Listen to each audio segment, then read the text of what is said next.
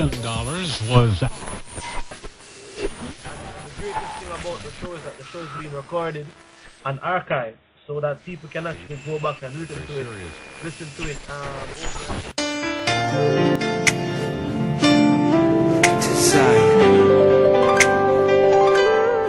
I was lost, but now I'm found. I'm a child of Israel. I heard the sound.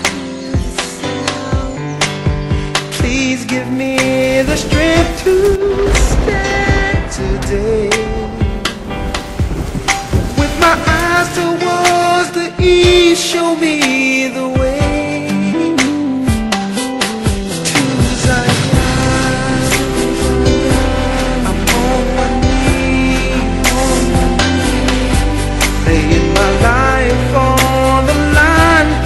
Begging,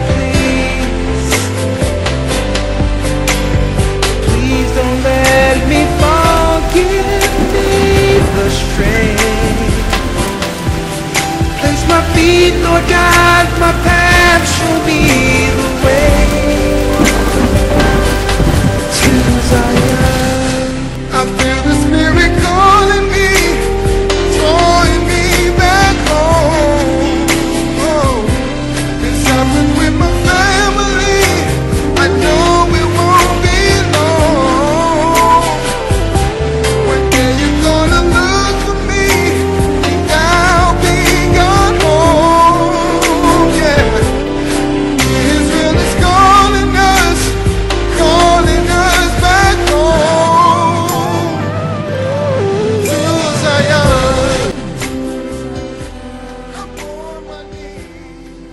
Yes. Shalom everyone. Welcome to another episode of Search Engine International, and I'm your host, Brother Gocc. Doing it for the next 4 hours. Okay, boy, am I the only one glad that all this foolishness is over? Yeah? Alright, man, sit back, make a cup of tea, grab your pen and paper. It's gonna be an interesting show tonight. Alright, I have a few guests coming in. First, we're gonna talk with Rick Farron, who's an ex-Jehovah's Witness, and he's been doing a lot of work trying to expose the Jehovah's Witness for what they are. You understand me? So sit back, and we're gonna deal with that. All right? I'll talk back to you after this track. Got to be true to myself. Hey, listen. If you can't be true to yourself, man, who you gonna be true to? Yeah? That was Ziggy Marley, True to Myself. Alright, and I'm gonna try and get Ziggy on the show, one of these shows coming up, to talk with him. I remember a few years ago I read an article on Ziggy Marley telling the world that he was now a Jew, and he's no longer a Rastafarian. So that'd be a good show to hear what Ziggy has to say about that, But yes, like I said to you, I have a packed show for you this evening. I have Lindsay Williams, who was on a few weeks ago. He's scheduled to come back in the last hour of the show, and we have also I mentioned before I went to the track. We have Rick Farron for the next becoming the ex-Jehovah's Witness priest, and also K Rhino. We lost him last week during the show. We're gonna be back on next week as well, and we're gonna speak with one of his elders in the Nation of Islam. So that should be very interesting. I mean, brother K Rhino was very very very interested in hearing what we're saying. So. Big up to the brother. Alright. Let me see. Yes, Elora Kai is here with us. Just as the show was about to start, I got a phone call in from Sister Jenny, telling us about what's going on in her area, and I was going to bring her in just to make her shed some light on it, and we can then we can move forward from there. Let me see it. Let me bring Elora Kai in. Shalom, Elder. Shalom, how are you? Well, I feel a lot better than I was a couple of days ago.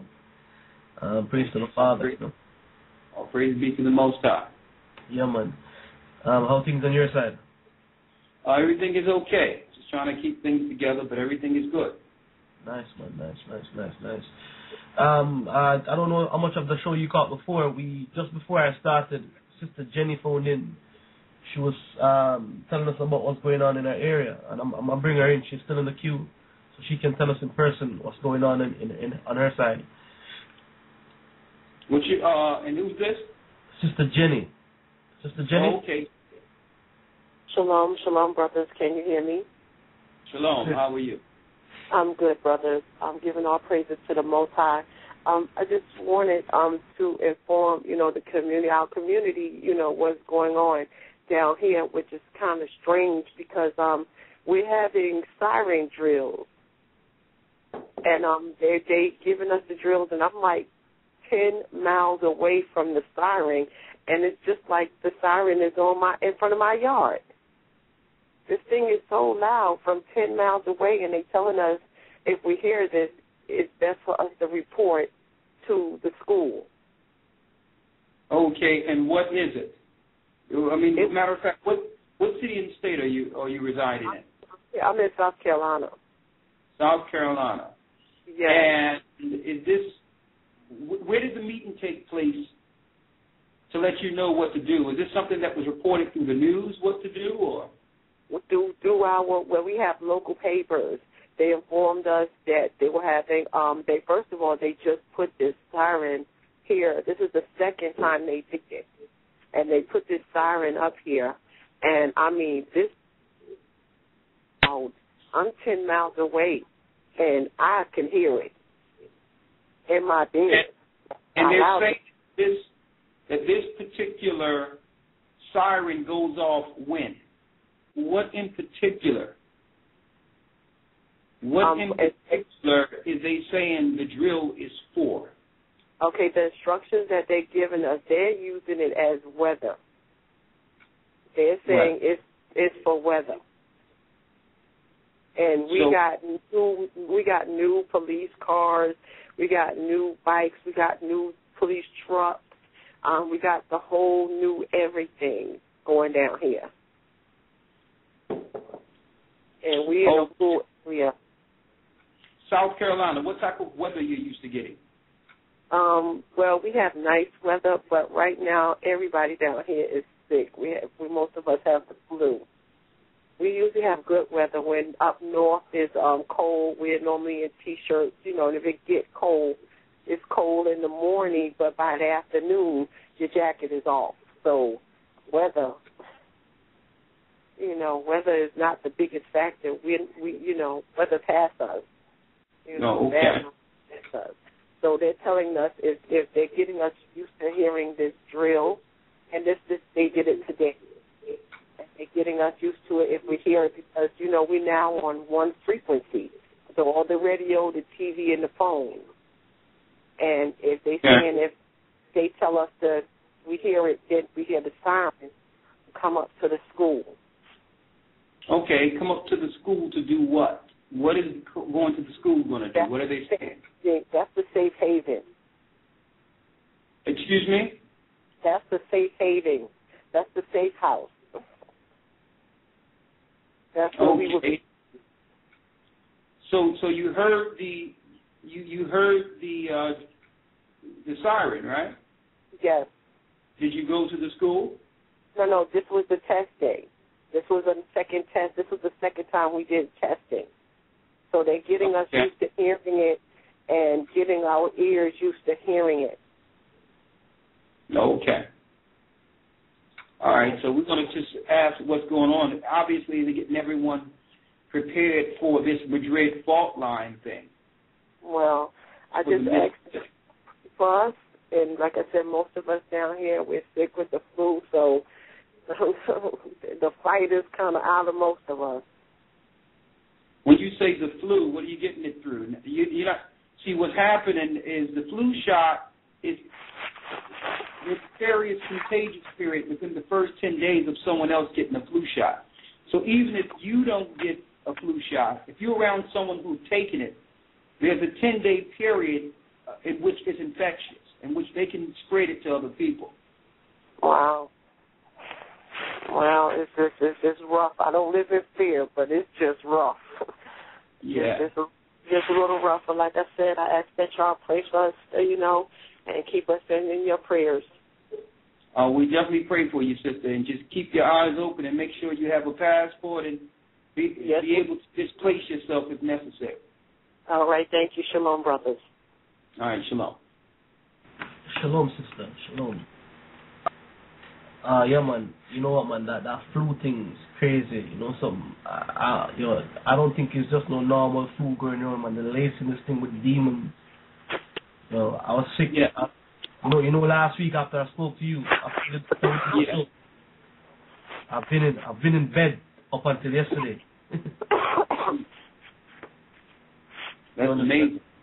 Yeah, I'll tell you this. It's not a normal flu. A matter of fact, there was a meeting, a Pentagon meeting that someone slipped on YouTube to show that they're going to slip in the swine flu, an adjuvant that attacks the spirit of emotional, or what they would claim is the God gene, to make one spiritual, or they link to the Most High. You know, the temple is in the head.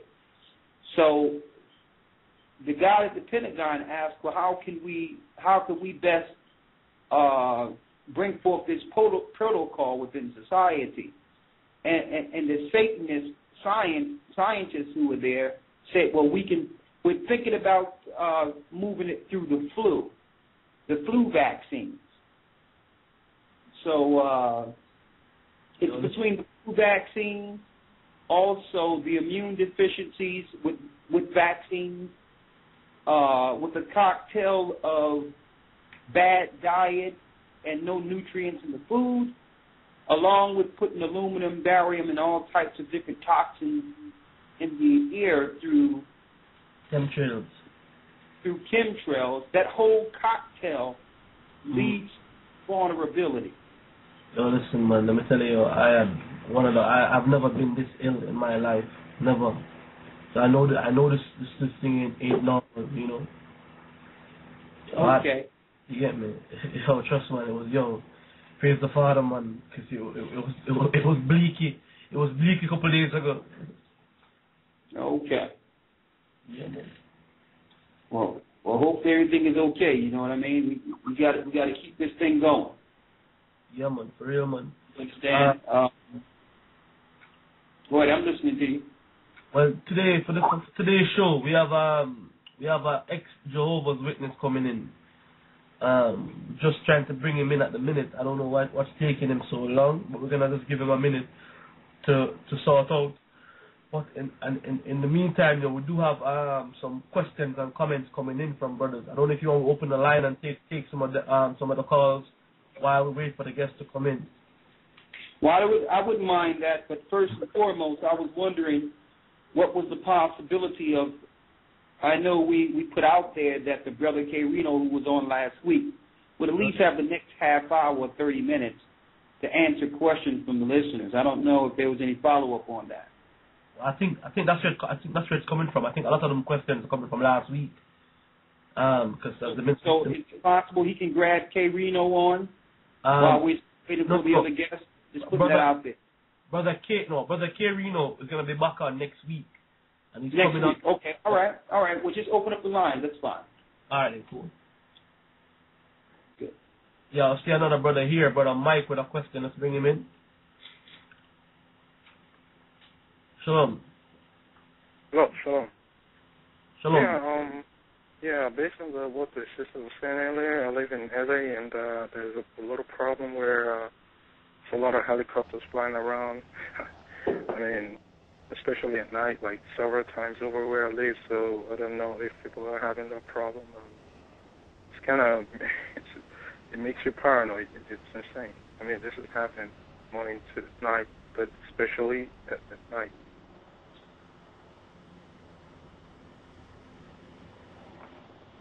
Okay, well, you don't have to be paranoid. Just be aware. Yeah. You understand? This is the time that the Most High in Christ is speaking of.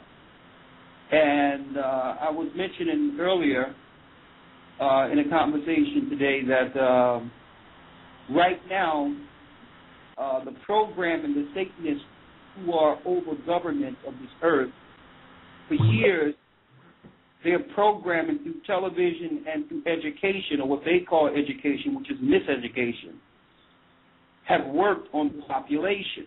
But now, the Most High sent the spirit in which people are awakening out of sleep. Now, they're ramping up their program, knowing that Satan have a short time. So they can't work in the dark anymore. For years, they've been working in the dark, and through our ignorance, we've been helping Satan with his program, through our worshiping and the works of our hands, helping his society grow and helping his corporation build a construct that will eventually fight against the Most High. But now the Most High God Ahaya have awakened the masses to what's going on, have awakened the children of Israel. So now, not only are we waking up to the truth of who we are and what the real program is, we're also awakened to the devices of Satan that have separated us from the Most High, and we don't want to participate in their worship and their construct. So now Satan have no recourse, him and his satanic religions, along with his political fraternity leaders under the Masonic order, they have no recourse now but to take their military force. Their false flags are not working anymore. So now what they're going to do is they're going to make these things up like they did with the Sandy Hook thing. They're going to make up scenarios in which they can engage the population through false flag natural disasters. Okay? So that's what you're seeing now. It's more so a fear tactic, like the beginning of any war. Usually you see the marching, you see the noise, you hear the sound, you see the weaponry, and it lets the enemies know that the army force or the military force will soon. So that's what you're seeing now, and they're getting you acclimated through your television shows. Every television show comes down to the same thing, whether it be a Bible attack, whether it be a natural disaster, whether it be a so-called terrorist which they create. No matter what the storyline is, the end result of that is the population are being programmed to accept a high military intervention within society. That's what we're being programmed to understand. That now, instead of your local police reacting to an emergency, which they don't do anything because they don't stop crime, but anyway, instead of them reacting to an emergency, people will be acclimated to the military coming against them. And that's why Christ said about the definition of abominations. He warned us even in 70 AD, and a lot of us didn't listen, that when you shall see Jerusalem compassed with armies, flee into the mountains, flee into the wilderness. You understand? And that's our crying sound to say, listen, okay, the Most High is now awakening the people. Now it's time for us to deal with the awakening and go into phase 2. Phase 2 is, what will we do before they invade? So that's the point of that. That's the mindset, the proactive mindset the Most High want our people in. You don't want us to be walking around naive with the mentality that everything is going to be okay because we got God and Jesus. That's not an intellectual way of viewing what's going to happen. What you're seeing, brother, is exactly what I have been showing through scriptures for a long, long time. You're not to be paranoid. This is the lead you into understand the Bible with the whole time, linking to your Most High, follow the law, statutes, and commandments, and then third of all, seek the guidance of the Holy Spirit to be guided out of harm's way. So this is what we take up struggle. And before the Bible gives an analogy of Jacob being born like a woman in travail. A woman in travail go through pain, but at the end of that, it's birth, it's life, it's jubilee, it's a happy moment. So we're going through the pain. Satan is beating the war drum against us. We are the children of Israel. You understand? He's beating the war drums against us, him and his military, now that we are awakened. It's not what they're going to do now. It's what we're going to do with the knowledge of who they are and what their objectives are in the earth. So this is nothing for you to get bent out of shape about. You understand? This is nothing for you to be paranoid or upset about. Okay, let's go on to the next caller. Yes. We have Luis with a question. Caller Luis. Hey, shalom, brother. How y'all doing? Shalom. How you doing? I'm doing good. Hey, I just want to read one scripture here, if you don't mind. Okay, can you make it quick, please? Okay, yeah, it's Revelation 2 and 10. I'm thinking if this is after Babylon falls, is this talking about people that will go through Jacob's trouble? I'm going to read this. Revelation 2 and 10 says, "Fear not for those things which thou shalt suffer. Behold, the devil shall cast some of you into prison, that ye may be tried, and ye shall have 7 days. Be thou faithful unto death, and will give thee a crown of life." Now, I'm thinking about, that after trouble of Jacob. That was my question. That's exactly what we've been experiencing since the death of Christ. That was believed since the death of Christ. They're throwing us in prison now.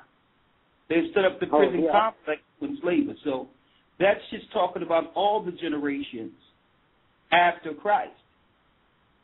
Oh, okay. You understand? That's every generation after Christ. Oh, okay.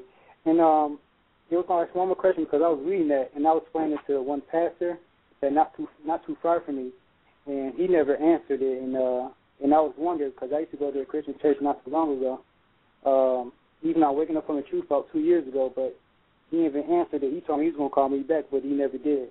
And I was asking just to read, if I can read one scripture. He told me he's going to call me back, like he never did. So, I mean, when I was in church before, I never heard about stuff like that before in church. You know what I'm saying?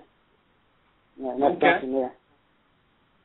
Well, at least you're hearing it now. All praise be to the Most High that He's awakening you. Yeah. And I'm sorry, one more question, Brother. Okay, sorry about that, brother. Where I can find that, even though in Exodus chapter 20, verse 8 say remember the Sabbath day to keep it holy, even though that's Friday night through Saturday night, where I can find that either in Scripture or history? You know where I can look that up at? When you go to Genesis, yes. When you go to Genesis, the first chapter, and it talks about creation, what it say was the first or second or third day? The evening and the morning was the first day. First day, there you go. Okay. So that's telling you that the day begins with evening first, because darkness came before light. That's common sense. Like you said, let there be light, and there's dark before light. Exactly. Yeah. When there's no light, when there's a room void of light, it's what? Darkness. Darkness came first. So when the sun go down on the beginning of the seventh day, which is, we don't call it Friday or Saturday, we call it so-called Friday or Saturday, because these are Roman names. Yeah, these are Roman names, that's right. The sixth day, according to their Roman name, is Friday sundown. Oh, okay. I got you. Thank you very much, man. And I want to put this out there, too, for those who might get confused, because they got a lot of these things online and all that. There's no such thing as a weekly lunar Sabbath. You don't Sabbath from the moon, okay? It's every seventh day, and it's been that way since creation. Okay. All right. Yep, and I thank you very much, because I was reading, I forgot what scripture was before I hang up. I don't want to talk too long, but like when Christ resurrected from the dead, even though they took Easter Day, even though it's Passover, and I forgot the lady name, I think it was Mary, she was looking for Christ, and that he told that he was already resurrected from the dead. I forgot what scripture that was, but I remember that part, though. That was another thing they taught lies to us back in our slave days for our forefathers. I'm glad I'm waking from the truth there, and I thank you. Okay, bless you, brother. Have a nice one. So long. Okay. Yeah, man. We're gonna hold on to the calls right now. At the minute, we have the scheduled guest, Rick Farron. He's in the studio now, and we also have Ed Allen also. And I'm gonna bring these brothers in a minute, so we can talk to them about the Jehovah's Witness organization. Okay. Let me see here. We have Rick Farron. Are you there? I'm right here. Yes, is this Zechariah or what? Is that your name? No, this is Brother Gocc. I'm the host. Okay, very good. Brother who? Brother Gocc. How are you? I'm doing good, Brother Gocc. Yes. Yeah, man. I heard that you were in the queue listening before. Yeah. In fact, I was in contact with Zechariah. I guess he's your front man for this program, but I'm here and ready to go. All right, but you know what? It was a bit of a rush for me. Also getting the show prepared. So I'm gonna give you the mic and in a sec for you just to introduce yourself to the listeners. But before I do that, I'm gonna also bring in Ed Allen. Hello. Yeah, hi Rick. It's Ed Allen. Hi Ed, how you doing? This is good to hear you. Yep. Oh, thank you. All right. So I guess the mic's yours, and you can go ahead and introduce yourself to the listeners and tell us what you're about. Well, I'll go ahead and go forward. My name's Rick Farron. I'm with the Six Screens of the Watchtower.com. In fact, we do a program very similar to yours. We expose the Watchtower. It's a Jehovah's Witness-oriented program. We do it every Saturday night on our network. We do live audio streaming, and we have a number of people come in, just like you guys do here on Blog Talk Radio. But anyways, I was a Jehovah's Witness for close to 50 years of my life, and it was basically born into it, a third-generation Jehovah's Witness. But as I got older, I'm 64 years old now, but as I got older, I began to see that the teachings weren't correct, so I began to distance myself from it. And what is interesting about this whole thing is when you do get out of the Watchtower, in other words, if you say, look, I've had enough, I no longer want to be one of Jehovah's Witnesses, they will shun you. All the members, the family members and what have you will have nothing to do with you. They will treat you as spiritually dead. Did you know that? Nah, I had no idea about that. No, I didn't know. Whenever I encounter Jehovah's Witness in the streets, they don't want to talk to me. So I've never gone too much. But I am interested though in what you're talking about, the Watchtower Society. Would you be able to give me some background information on that, and what it is, and who started it, and so on? Well, it was started by a man by the name of Charles Taze Russell. He was from Pittsburgh, Pennsylvania. And we got to go roll the clock back all the way to about 1870, 1875 in that area when he started the Watchtower organization. And he started printing Watchtower magazines. And Charles Taze Russell was really quite the preacher. He traveled around the country promulgating his ideas. They called him Pastor Russell. But he was deeply involved in the occult, and he would go over to Egypt, and he would actually involve himself with pyramidology, which is an occultic practice, and he would actually measure the inside chambers of the pyramids, and this is how he would start to begin to at least scam his people, and that the world was going to end. In other words, when he measured the pyramids, it was 1 inch equaled a year. And so when he measured the giant pyramid in Giza, he saw that, by measuring the inner chambers, 1 inch equaling a year, that 1914 would have been the end of the system. But, of course, we know that didn't happen in 1914. And then the Watchtowers made a lot of false predictions. They're nothing but false prophets. And that's exactly what I began to see as I was distancing myself from the Watchtower. Okay.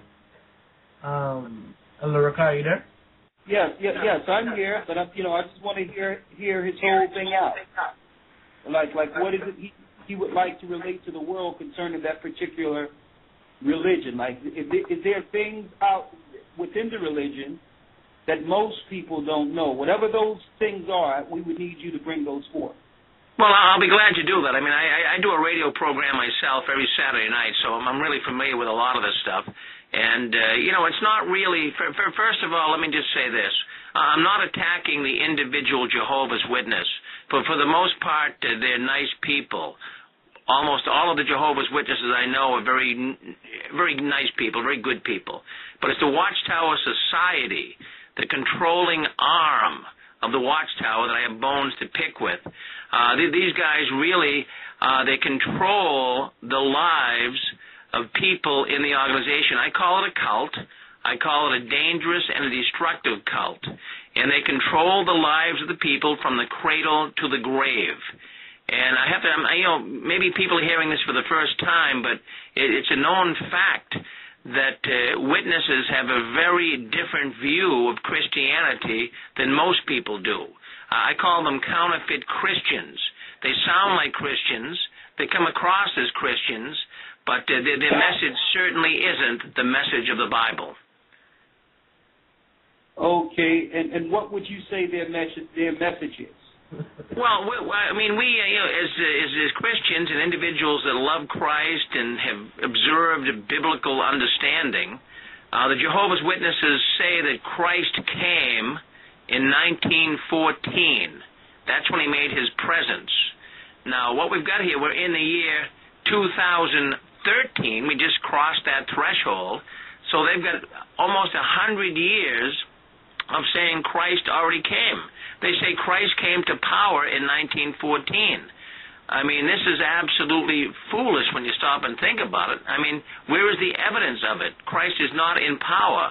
And the thing that really concerns me to a great deal is many of the Jehovah's Witnesses do not, this goes right over their head. They're not really astute students of the Bible. Well, whatever the Watchtower says, they will believe. They don't really connect with biblical understanding and do research on their own.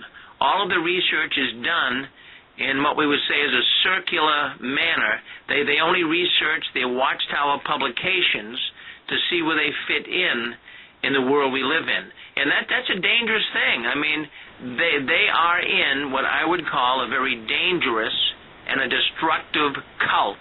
It certainly isn't Christianity. Right. Let me ask you something. Do they target a particular set of people? Target what, sir? Do they target a particular set of people, Jehovah's Witnesses? Well, Jehovah's Witnesses, I mean, we know them as, nicely dressed, people coming to your door, ringing your doorbell and trying to, at least express their religious views and leave the Watchtower magazine, the Awake magazine with you. We look at them, I mean, many did. I mean, when I was out going door to door myself as a Jehovah's Witness, I'm really flabbergasted. In fact, I'm even upset that many Christians wouldn't, get us, come on inside, Jehovah's Witness, let me talk to you. Have a cup of coffee. Let me tell you about this organization. Christians didn't do that, and they should have. I mean, they should have been aware of the dangerous teachings of the Watchtower. But they would say, well, you guys are doing a nice work, and we'll give you a donation, and boy, it's really nice to see people out doing this work. But, I mean, a lot of Christians and even the general populace do not know the dangers in the Watchtower organization. But tell me something, right? The Watchtower booklet. Who's financing the Watchtower? Where does the finance come from for something like this? Well, let me tell you, I mean, they're not a poor organization. They're not a poor organization at all. They've got branch offices, large facilities all around the world. They have over 90 of them. They occupy a lot of real estate in Brooklyn, right, where you guys probably are from. I mean, really, they've been selling real estate off at a record rate. They're trying to cash in and get as much cash as they can. They have so many lawsuits against them right now because of pedophilia. They are really deeply involved in covering up pedophilia and child molestation in their organization. Were you aware of that? I've heard it before. I've heard that before. But you know, I mean, maybe coming from you now, someone who has been there at the top, you know, probably have a different meaning coming out now. But I mean, okay, let me ask: do they deal with child sacrifice and all that stuff? Well, no, I don't have any evidence of child sacrifice, but I know where you guys are going with that. I mean, I haven't studied that part of it. But, I mean, there are so many child molesters in the organization. In fact, it's been said that there are over 27,000 alleged child molesters in the Watchtower organization. Wow. And that's a staggering number. And it's only coming out now. I mean, if you want to go back, 2012 was a very bad year for the Watchtower. They in a lot of bad press. But let's just roll the clocks back to June 2012, 6 months ago. Let's go there. Let's start there. There was a woman named Candace Conti, and she was molested as a young girl in the Kingdom Hall of Jehovah's Witnesses in Fremont, California. And when she approached the elders with this, and her mother as well approached the elders and said, hey, what are we going to do? My daughter was molested. She was sexually molested in this organization. They what they do, brother, is they go with the way they cover it up is they say you need 2 witnesses to actually witness the child molestation. So if a young girl comes forward and tells her mother that Brother Smith, violated me, that's not enough. When you go into the tribunal of elders and you meet with them and you say, hey, look, my daughter was molested, well, what the witnesses, elders will say is, well, do you have a witness to that? And who's going to be a witness to that? This is all done in secrecy. So then they tell the woman that has got this on her mind weighing heavy, that don't say a thing to anybody. If you do, we will disfellowship you. And then when they disfellowship you, nobody will talk to you. So they put a muzzle on you. They're covering up child molestation in the Jehovah's Witness organization. But anyways, getting back to that lawsuit, back in June, Candace Conti approached the elders, told them that she was molested. They didn't want to deal with it. They wanted witnesses, and obviously you can't produce witnesses. So she went to the authorities. The authorities came down on them. It landed up in a lawsuit. The lawsuit was the largest lawsuit ever levied against a religious organization in the United States, $22 million. The Watchtower appealed. They got it down to 11 million, and that appeal is now in process, but it looks like they're going to lose. There's no way that they're going to be able to win this because of all of the pedophiles that are now springing up in the organization. It's a big time problem. Let me put it that way. Wow. That's crazy. That's crazy.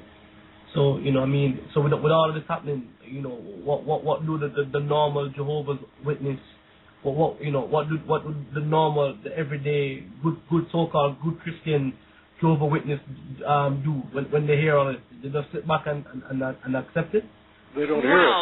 Well, here's the problem, brother. What the average witness does is they turn a deaf ear. They are instructed not to listen to anything that's negative or critical about the organization. So they turn right away from it. But it is now sinking in. More and more witnesses are now finding out what they're hiding behind. But they're instructed not to listen to any negative, anything at all. If they're on the news, you hear something, in fact, they say that is a voice of Satan. Well, I'll tell you what, just before the show started, we we put a little newsletter out telling that we're gonna have an ex-Jehovah's Witness on, and a lot of the people who listen to the show have family who are connected to the Jehovah's Witness, and the family send them messages saying that they are not allowed to listen to ex-Jehovah's Witness members. So I guess that backs up what you're saying, that they're not, they've been told, they've been programmed or preconditioned not to listen to anybody that has anything to say. Yeah, very good. So when's the program starting? Pretty soon or what? I know the program started a long time. We're live. Oh, you're live now. I mean, we're going right now. That's fine. But I know we can add Alan on here too. In fact, we have a radio program ourselves, brother. Okay. Right here, we have on our website 6screensofthewatchtower.com. Right. We do a very similar thing. It's not that we're in competition with each other, but we're very similar to Blog Talk. It's like our own network. And it's really taken off like a rocket. It's unreal. We get more and more people coming in and listening every week. People are starting to see the falsehoods of counterfeit Christianity, and that's a good thing. Yep, true that. I mean, if people are attracted to truth. So if you bring in truth, I guess people will always be tuning in to listen. We here, we are Bible followers. You understand me? Not according to your conventional Christianity. So we are a bit different here as well when you come to when you look at other like religious group. But on this forum here, we do have an open discussion that we keep it that we're not censored more or less. So you can tell us anything here that that you think that we should know, we should look out for when dealing with Jehovah's Witness or dealing with these guys who come to your house. The spells that they're gonna try and cast on you and all of that, and if you have any experience with that, using direct sorcery from Jehovah's Witness. Well, that's exactly right. I mean, that's why that Blog Talk Radio, 6 Screens, Telenetwork, and some of these other networks out there that present this kind of information, it's really good because it is uncensored. In other words, nobody's going to cut you off because you have a voice to speak. So I give you guys kudos. I pat you on the back for that, and thank you for letting people come on and voice their opinions. Yeah, man. So in terms of like high level sorcery. You understand me? High level Satanism. How on a scale of 1 to 10, where would we put the Jehovah's Witness? Well, you'd have to put them. I mean, I have to tell you sincerely. I mean, you have to put them right up there. I'd say in the 10 category. I'm going to slide them all the way to the top. They are very much steeped into the occult. There's no question about it. That's one of the things that really got me starting to think about the witnesses and started me finding the exit door at the Kingdom Halls, that's their churches, because I saw this connection with occultism. As I said earlier, the founder, Charles Taze Russell, he was into pyramidology. And that is a study of the pyramids in Egypt and trying to put some type of a spiritual spin on measurements and he went over there. Charles Taze Russell was the founder of Jehovah's Witnesses, actually the Bible students. The name was changed back in the 1930s, but he's the one that really started this movement. And he calculated a lot of his predictions concerning the end of the system, the end of this world, based on measurements, as I said earlier, in the pyramids of Giza. And not only that, I mean, when you stop and think about it as well, the Watchtower uses a lot of mind control on people. I mean, they control your mind from the cradle to the grave. And even if a witness stumbled across this program tonight, they'd instantly shut it off because they would think that Satan, the devil himself, is on this program. Seriously. Wow.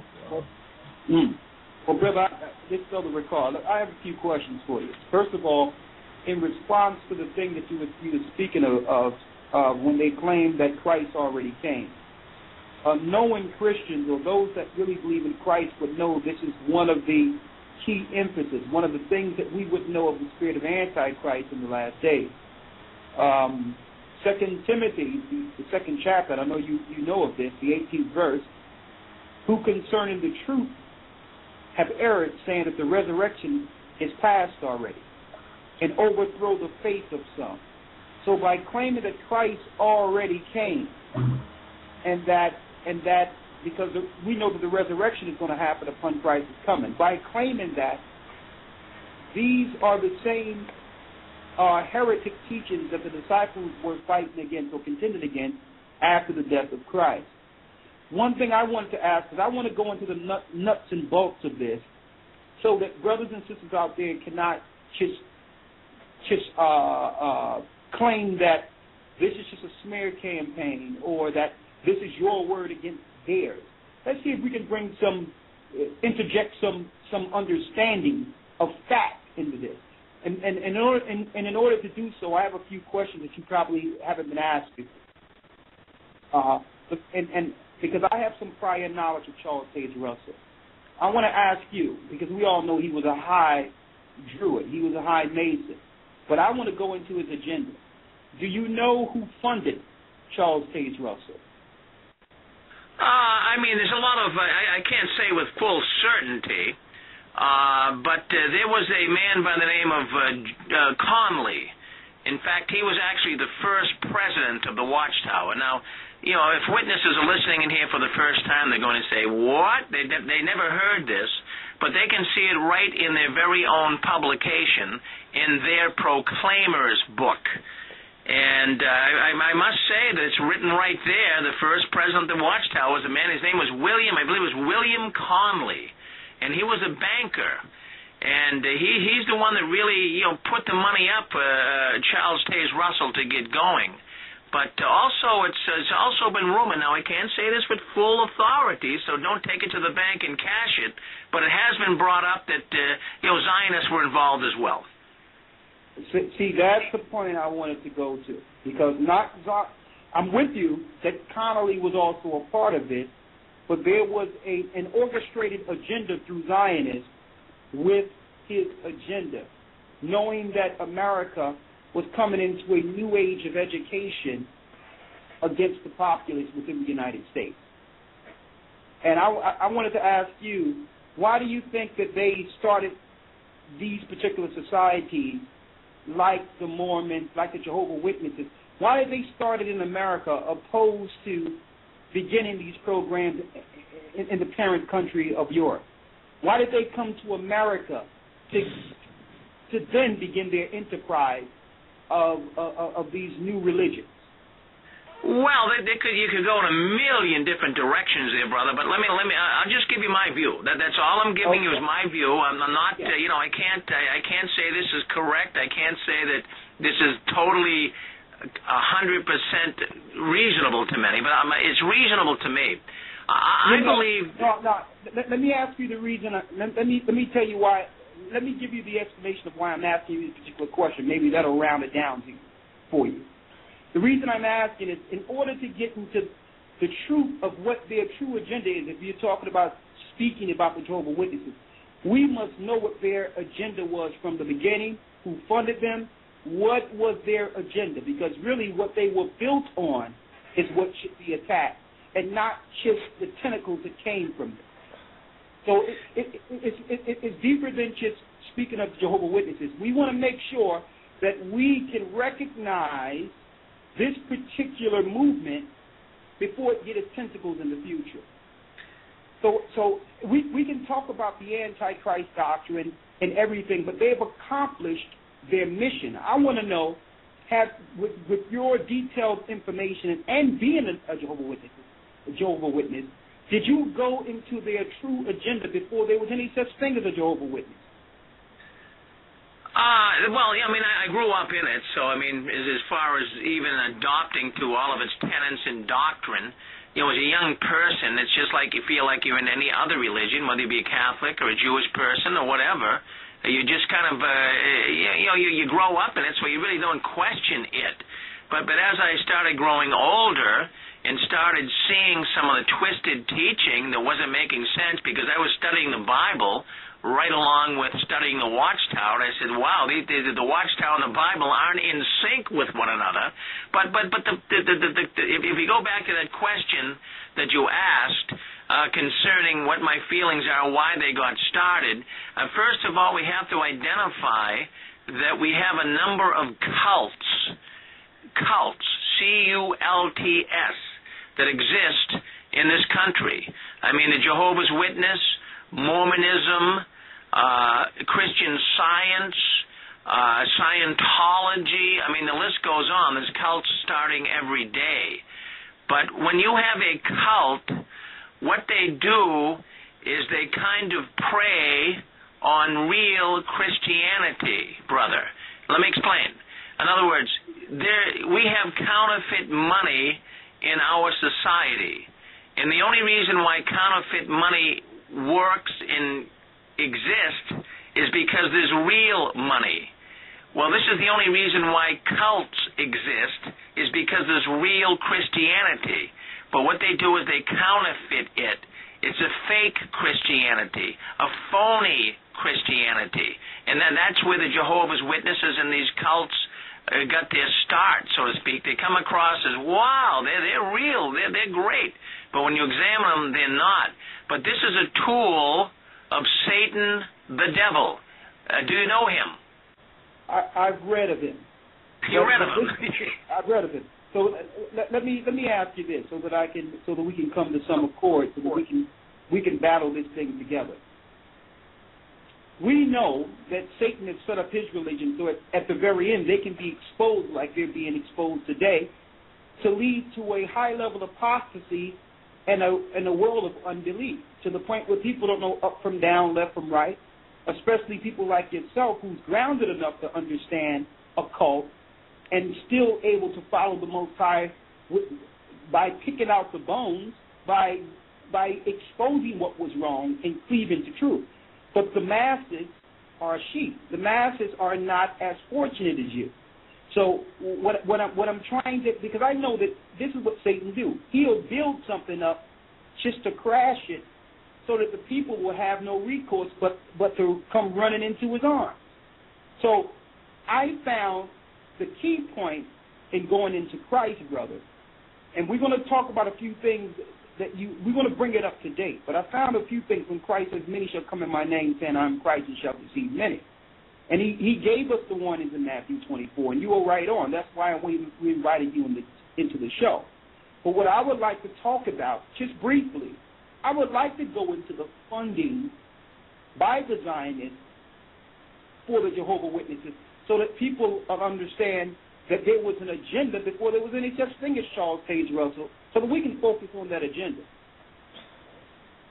Why would the Zionists bankroll Charles Taze Russell for a new religion in a new country? Are you there? Gaja, is he there? Yes, the mic is open. I don't know if we lost him. Brother Rick, you there? Ed Allen's here. Oh, Alan. Okay, we have Alan here. Yes. Well, maybe you can answer that question, sir. Why would the Zionists fund Charles Taze Russell with a new religion in a new country? Well, there was no such thing as Zionism in the 1870s. Zionism was established in 1896 at the World Zionist Congress in Basel, Switzerland. So you're a little ahead of yourself. Well, I'm talking about the families of the Zionists. Well, you're talking about the Rothschilds and Warburgs and those exactly. Those folks. Okay. Exactly. Because Herzl didn't come out with his book until 1896. In fact, the Warburgs and the Rothschilds stole the Zionism from him and promoted it to what it is today. Well, let's put the word Zionism to the side so we're not splitting here and answer. Let's bring some understanding. To my knowledge, first of all, as far as the bankrolling is concerned, you're both right concerning Connolly. He was the first president of the Watchtower. But Russell and his father were the first haberdashers that started the chain stores, the idea of chain stores in men's clothing. And they were wealthy men in their own right. So they used all of their own monies to start the Watchtower in publishing and all that stuff.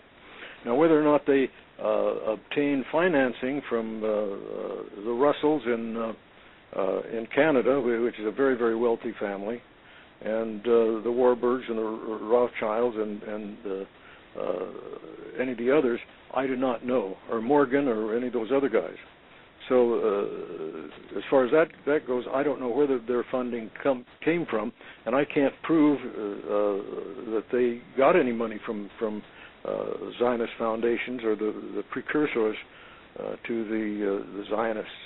If you can, I'd like to have the information so I could present it on the program that I have every other week on Rick Fearon's Six Screens of the Watchtower. I have on Saturday afternoons, I have a call-in conference call where there's thousands of people that gather concerning Jehovah's Witnesses, and many of them are Jehovah's Witnesses, on Saturday afternoon at 4 Pacific time, 7 Eastern time. So anyway, if anyone wants to be more informed concerning the Watchtower and Jehovah's Witnesses, we have a very detailed discussion every other week. It's called a Dialogue with Jehovah's Witnesses. So anyway, concerning your viewpoint there, being backed by the Zionists, I know that Russell did in the Hippodrome in, I believe it was 1910 or 11, he gave several discourses to the Jews concerning Zionism and concerning not concerning Zionism per se, but concerning the return of natural Israel to Palestine. And he was a staunch supporter of the Jews going back to Palestine. I don't know whether you are or not, but that was his position.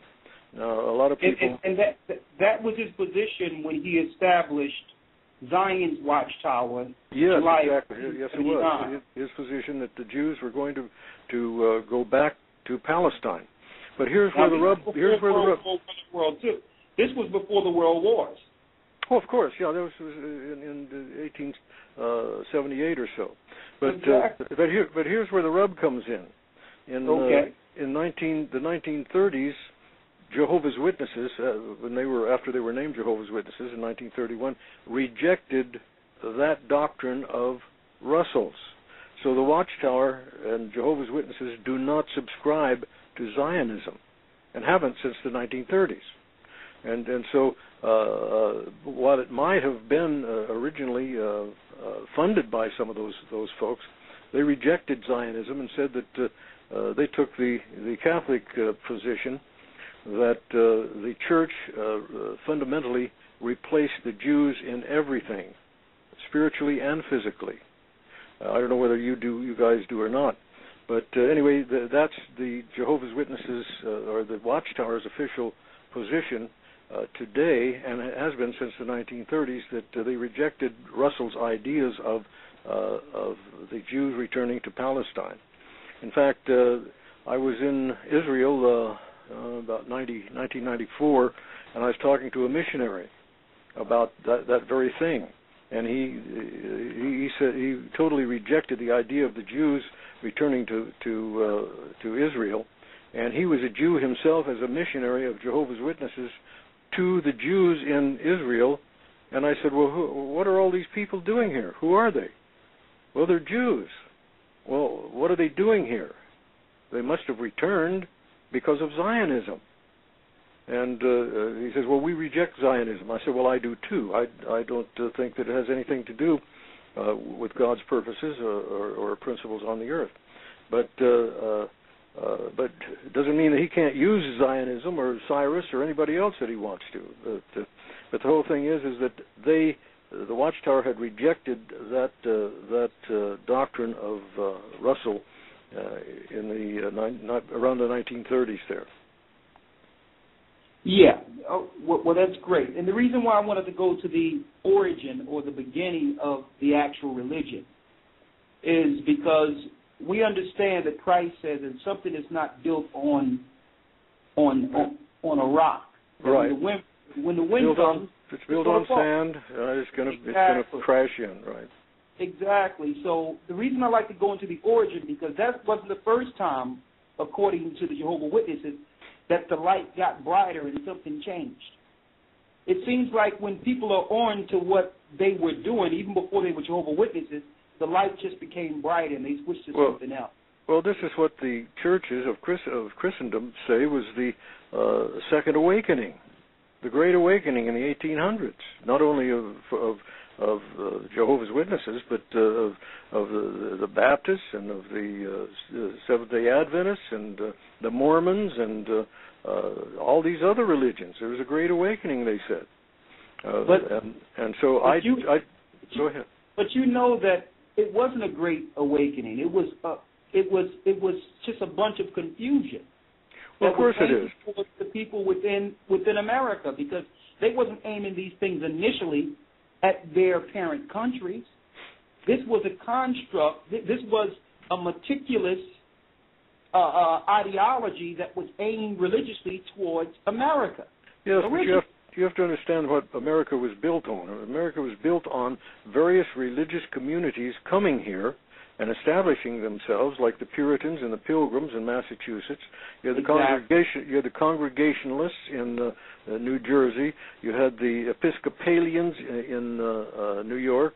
You had the Quakers in Pennsylvania. You had all these various religious groups that came and established themselves in these various states. And these various states, you couldn't even hold public office unless you were part of that religion.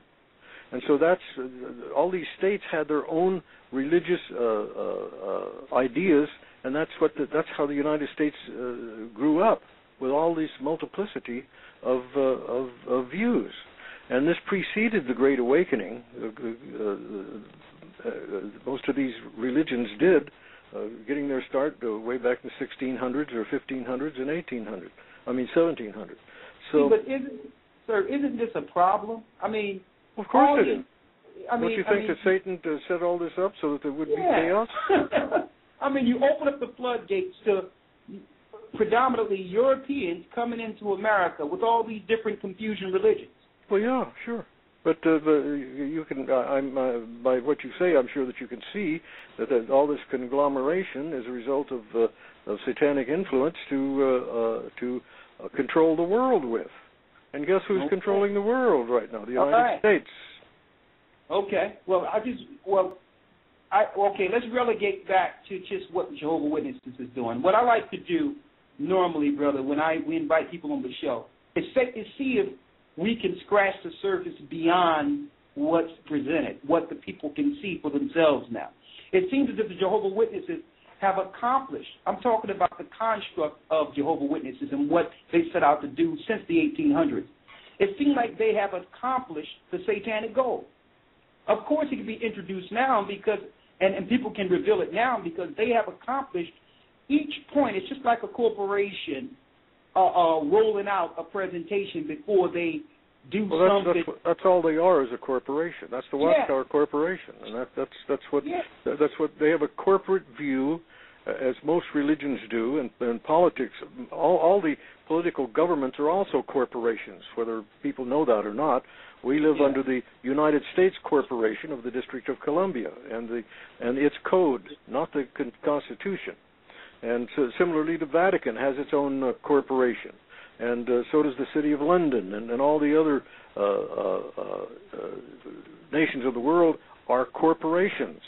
And people don't seem not to understand that. Well, the Watchtower is a corporation too, and it has its own agenda, and its agenda is to keep its people under control. And it's like this guy who started McDonald's.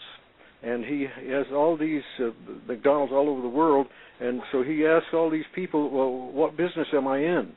And they said, flipping hamburgers. And he said, no, I'm in the real estate business.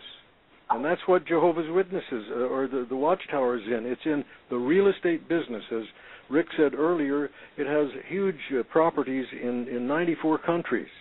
It has over $1 trillion worth of property in Brooklyn, and huge areas of thousands of acres of land in New York and Pennsylvania and Carolinas and Florida, and in many other 94 other nations of the world. Plus, it owns 200,000 plots of kingdom halls throughout the world. I mean, they own them outright. And so you ask, where do they get their money? All right, let me give you an example of the extortion that the Watchtower is doing to their own members. What they do is they come in and they say, well, you guys, two congregations are meeting here. You need another Kingdom Hall, which is the name for their church or the building. And so they'll say, you need another Kingdom Hall. Go find a piece of property and pay for it, and then we'll give you a loan for the structure to buy all the materials, but you build it with your own labor, and we'll loan you the money, and you put up the property and everything, and we'll take a deed of trust, and then after you pay for it, then you give us the deed. Can you imagine any more of a rip-off than that? The people buy the property, then they get a loan from the Watchtower, and then they pay the Watchtower back all the money that they've loaned them. Then they give them the deed and the property and the building. What a rip-off! And but these people are in such cognitive dissonance that they don't even realize that they're being ripped off by the Watchtower. I mean, they're sheep, these poor people, and they don't really know what they're doing. All they're doing is following direction. It's a shame. That's some detailed information. You understand? And I think that's a lot. I think the listeners will really want to hear this. I would like to relay something to you, and maybe you can add it to your teachings. And I'm going to also send you this information. Okay. All right. We were just talking about Charles Taze Russell's, because it's about finding out what the true agenda is, and it cut off some of these arms. It's like we're pointing to the arms and what the arms are doing, and ignoring the body. And that's not condescending. I'm just talking about, when I say we, I'm talking about when we deal with these things on a regular basis. We usually talk about the surface, all of us. You understand? I want to really dig into this. I mean, I was just speaking of, in 1879, there was a publication, Zion's Watch, which Charles Taze Russell, who we know was Zion's Watchtower and Herald of Christ's Presence. Exactly. Now, simultaneously, I don't know if you ever heard of Albert Pike. Oh yeah, I know about Albert Pike. Yeah, he's a Mason. There's a statue of him not too far from the White House, and he wasn't even an elected official, but he was a known Satanist, top Mason. Oh, so was George Washington, and exactly. so was Benjamin Franklin, and 24 other presidents. If you don't mind, I want to coincide this so that we can actually get to the satanic agenda. The same time that this was going on with Charles Taze Russell, in 1871, Albert Pike came with Morals and Dogma, with the plan of the 3 world wars. That's right. I know about it. Yeah. And one of these planned wars were for the Jews to get Palestine. Right? To get what? I didn't quite catch that. That there should be a Jewish state in Palestine. Oh, yeah, right. So as we can see, at the end result, the agenda of them getting Palestine was on a religious angle, a political angle, and it was all orchestrated in the late 1800s. Is that correct? Well, yes. In fact, the Rothschilds in the 1870s established the first kibbutz in Israel by buying up most of the what's called the West Bank now, and practically all of Jerusalem. Exactly. So, and they still own it, unless they willed it to the United Nations. I don't know about that yet. Well, it's something else, Steve, because that a lot of people didn't know, and it's no disrespect. It's not about religiosity. It's more so about an agenda under the synagogue of Satan. Did you know that Charles Taze Russell was Jewish? No, I didn't. I don't know how you can prove that, though. But, I'll send you the information on his family line.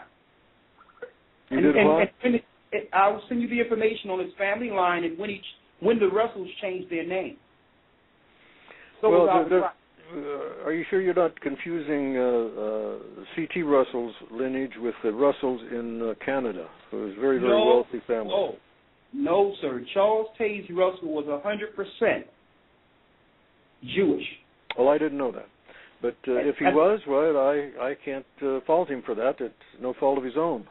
It's not his fault, but I'm not, and right. This is not an indictment on all Jewish people. What I'm saying is, their tentacles, when it deals with the synagogue of Satan, it's part of what they do in the hierarchy is hide their identity. No different than Lucifer himself, who appears as an angel of light.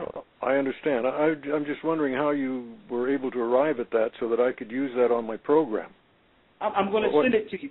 Great. I went and got a family. I did a family lineage of the Russells, and I did a family. I did a family chart on the Mormons. I did a family chart on the Bushes. Oh, really? And yeah, and it's ironic. They're probably all related, huh? Yes. It was. Well, let me give you my. Can you email that to me?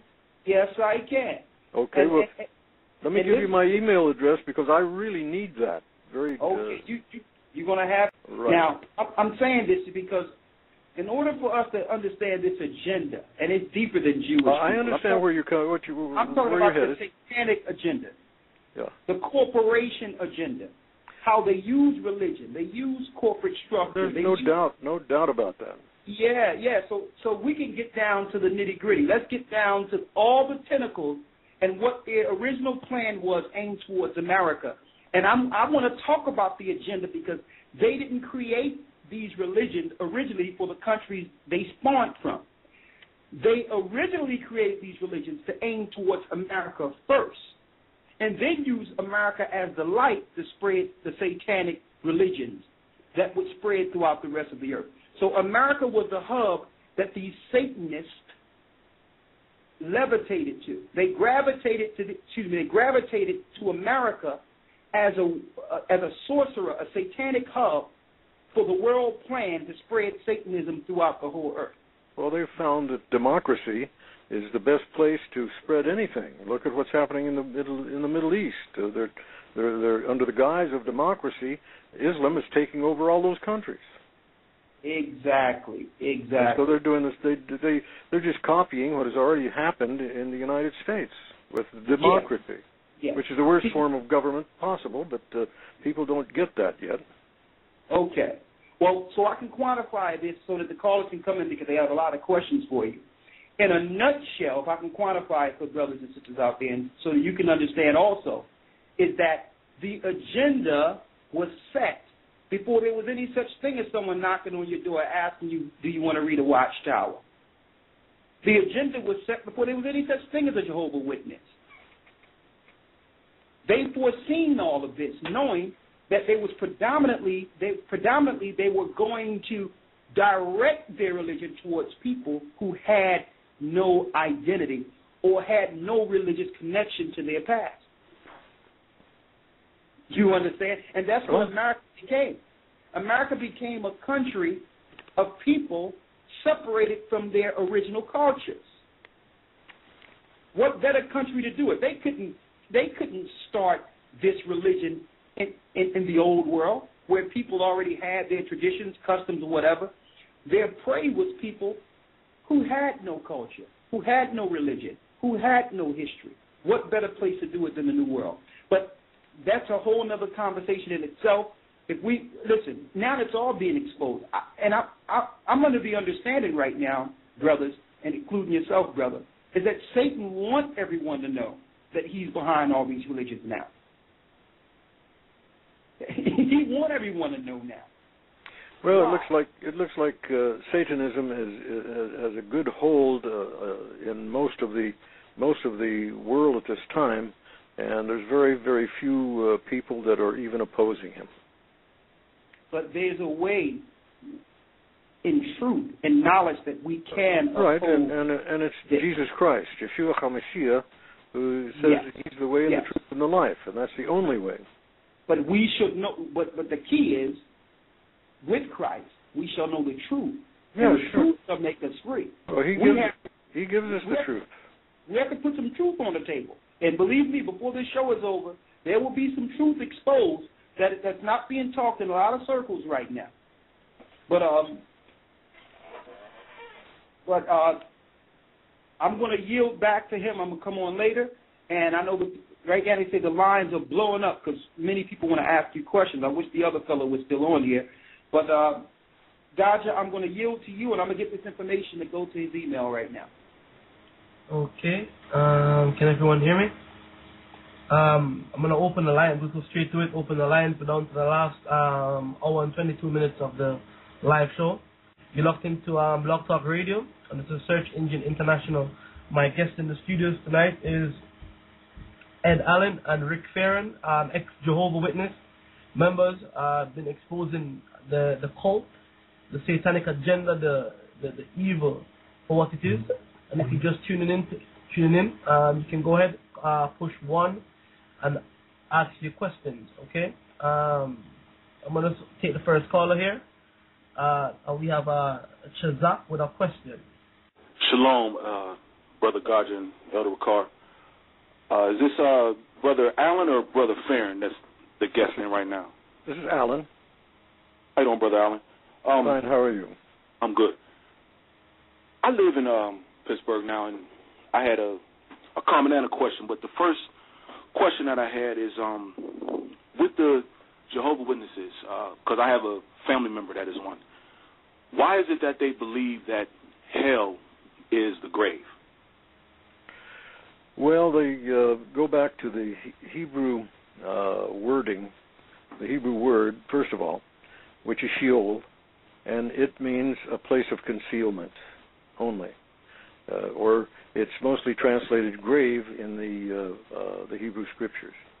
And then that word is translated in the Greek Septuagint version as Hades, which is commonly called hell in the English language. But that word hell comes from an Old English word, Helen, H-E-L-A-N, which means the grave. And so that's, by going back in that idea, they seem to think that there is no such thing as a hell fire. Now, Yeshua Jesus, he talked about Gehenna. And then they use the information in Revelation chapter 20, where it talks about the lake of fire, which is Gehenna that Jesus was talking about. And there it says that Gehenna means the second death. Mm-hmm. And so due to that information, and they don't believe in the immortal soul doctrine either, so that when your soul dies, you either go to heaven or hell. So as a result of not believing in the immortal soul doctrine, they say that since the body is mortal, we must wait. In fact, they had a booklet out called Hell, a Place of Rest in Hope of a Resurrection. Mm-hmm. And then they use John chapter 5, where Yeshua said that he's going to empty the graves. He's going to bring all those in the memorial tombs, or the graves, the Jewish graves, they call them memorial tombs, back to life, both the just and the unjust, in a resurrection. So the reasoning is, if there's going to be a resurrection, we must not have an immortal soul. So if you don't have an immortal soul, you can't burn forever in hellfire. Okay. Thank you for that bit of understanding. I know, next time I speak with them, where they're coming from, yeah. To approach it, as far as Scripture goes. Also, I wanted to ask you: is pyramidology? Where does that fit in? Is that like a form of masonry? Where does it fit in with all those other secret societies? Well, back in the history, I can only give you the history of it. I'm not as well versed in Masonic doctrine as other people are, perhaps on this show. But going back in history, it was one of the 7 wonders of the world, the pyramids. And it wasn't Russell that started all that. It was a man named George Smith and a man named Petrie. Those guys were archaeologists and geologists and everything from England, very learned individuals. Now, I don't know whether they are Masons or not. Mm-hmm. But anyway, what they did is they started measuring the pyramids, and especially the Great Pyramid of Giza. Mm-hmm. And what they found that this Great Pyramid could only have been placed on one spot on Earth, where there is granite 2,000 feet down to be able to hold its weight. Okay. And somehow these people, whoever built it, they say the Egyptians did. I don't believe it, but that the Egyptians out of the desert or the jungles, 150 years, is able to build such a thing. Anyway, they found that the pyramid is all the cardinal directions, north, east, south, and west. It's perfectly aligned with all of those cardinal directions on the Earth. Now, how did they do that? They don't know. And also, they found out that it within its structure, it had the ability to tell you pi, which we didn't know about in our modern society until a few hundred years ago. Pi is 3.1416, and that pi is how we find the diameter of a circle and the circumference and all kinds of different things. And it also had the golden mean of 2.19, which is the perfect angles so that something wouldn't fall in on itself. Okay. And then they found out just if you look up the Great Pyramid on the internet, you'll find there's a multitude of things there concerning it that these ancient peoples had, or somebody had, that we don't have today. So these guys, they said, well, since it's such a wonderful structure that we couldn't even duplicate today, and by the way, we can't duplicate it because we can't lift the stones up that high, especially because they weigh so much. They decided that when they went inside, they started measuring the interior of it, and they had already measured the exterior, and they're measuring all these things. So one of these guys came up with an idea, and it wasn't Russell. He came up with an idea that Russell just subscribed to it, and he improved on it in his own way. They had what they call pyramid inch, and they measured all these hallways and all kinds of stuff, and the Grand Gallery and the Queen's Chamber and the King's Chamber and all these various places. And they came up with the idea that you advance from the depths down on the earth. You go up this stairway and this hallway, go way up into the King's Chamber, which represents heaven, and all kinds of different things. And I don't know whether this was introduced by Masons or who it was introduced by. But Russell, he decided to run with it because he liked the idea.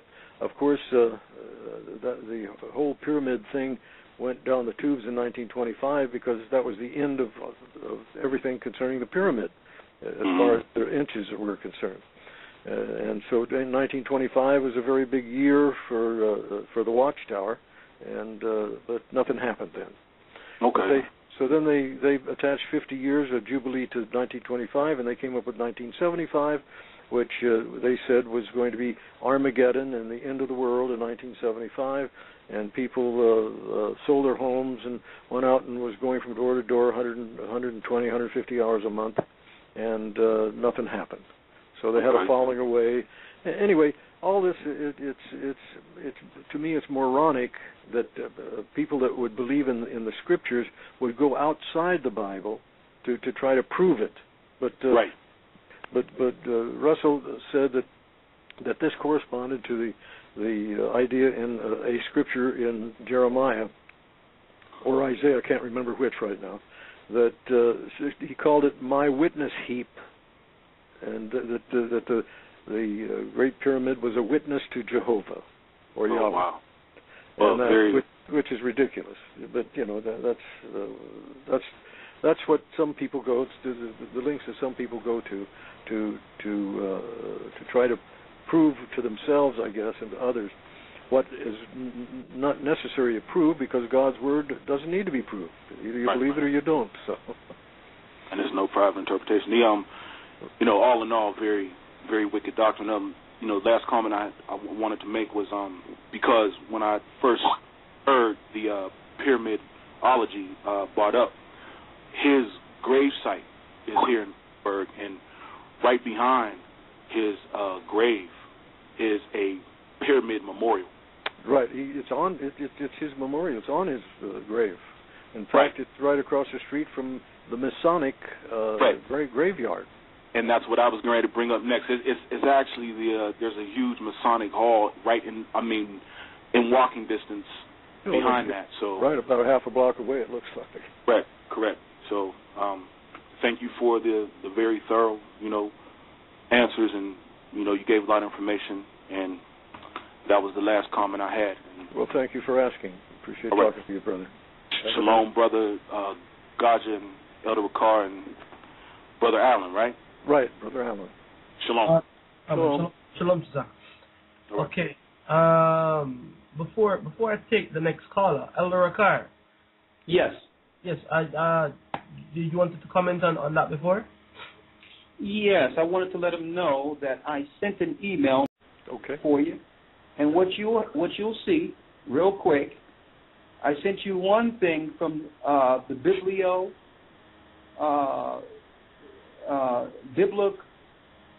It's a Biblio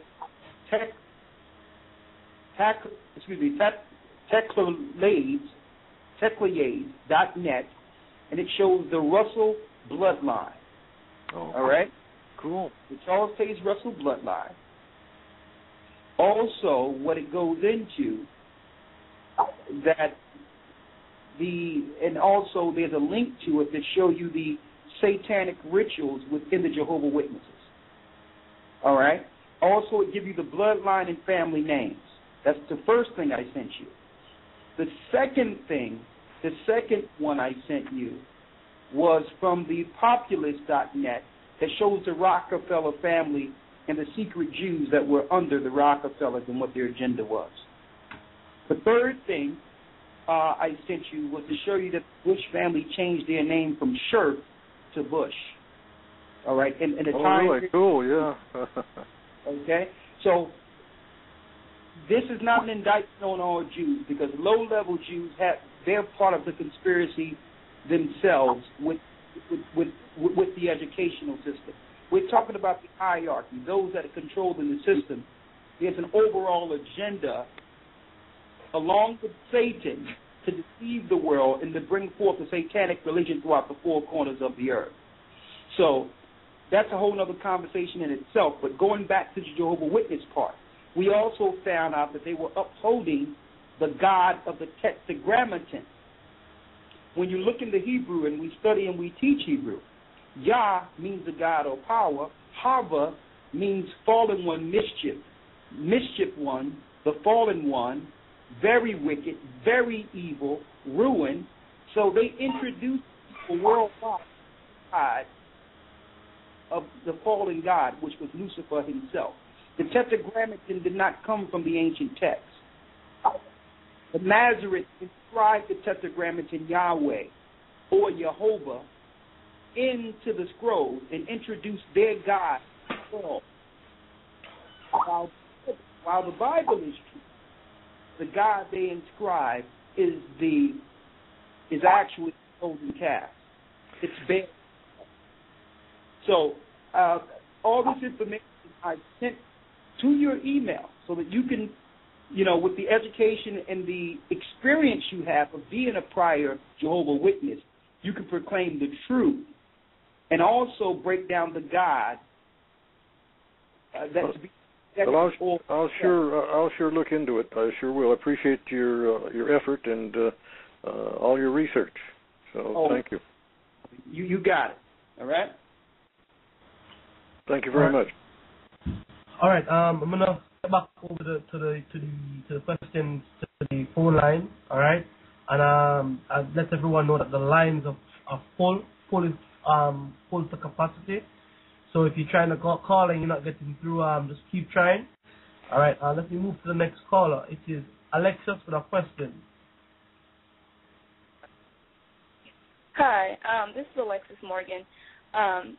My question doesn't relate to anything that you had just asked, but, today I was talking to my cousin and also another brother of mine, and, they started talking about the mark of the beast. And, of course, they don't call it the mark of the beast, but how it was going to become mandatory coming as of March.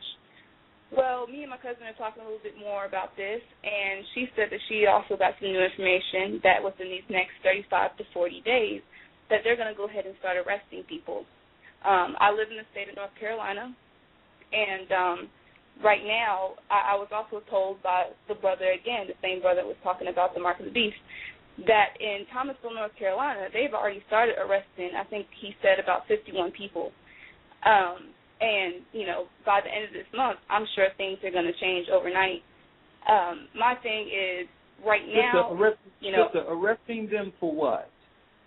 They don't have a purpose. They don't have a cause. They didn't do anything. From what I understand, when he was telling me, just arresting people. Just go ahead and start arresting people. And she was saying when she watched the video, I forgot, where exactly she had watched it, but, she was saying it doesn't take much. They can arrest you with no cause, no reason, of course, and, they're getting ready to implement this. They said it's going to be implemented in 2013.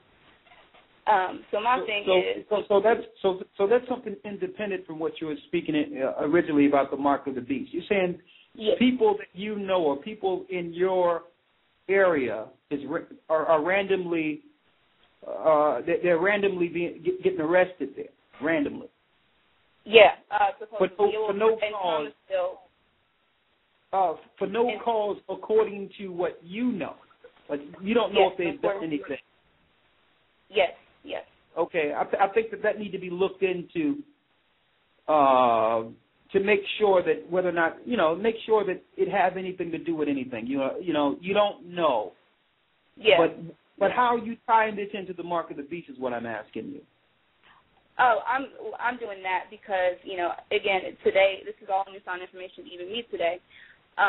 Today I was aware through my cousin, she read through the whole health care plan, and she read through the whole health care bill, that Obama has implemented. And, she was saying that, March, that's when they're trying to make it mandatory. And, then she also said she has found out that, they are already having planned. There's a video or something on some kind of radio talk show that a policeman here in North Carolina had already just went ahead and exposed everything and said, he's worked in this force for about, 30 years, and that they're implementing something he's never seen before. And they're preparing themselves right now. Even the North Carolina governor is ready to go under martial law in North Carolina.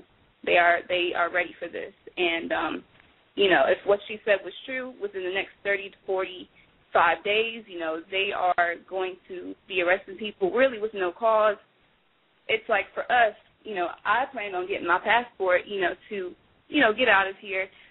And I'm thinking I have much more time. I think we all have. And when we were talking with each other today, they, we're all just trying to figure out, okay, well, what's our next step? Because I don't have my passport yet. I plan to get it. And, I'm like, I'm getting paid on Friday. I want to get out of here. But, if it is North Carolina, it's like, do we flee? What's our next step? How do we go about this without this letting instill fear in our hearts?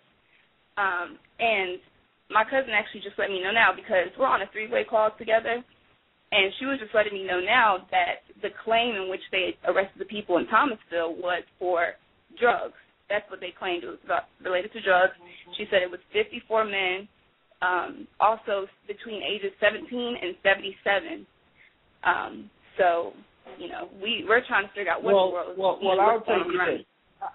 the number one thing I would say is, first of all, the Most High didn't give any of us a spirit of fear. I wouldn't go off of anything about some 30 days or make some plan based off a few days of what someone is going to do.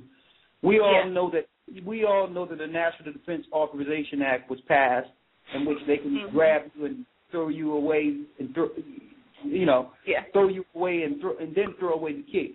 We know that also in the Barack Obama so-called health care bill, which have nothing to do with him, it was constructed by the same powers that put in any puppet, that there's a two-way radio or two-way communication device that will be implemented, and it will start with low income.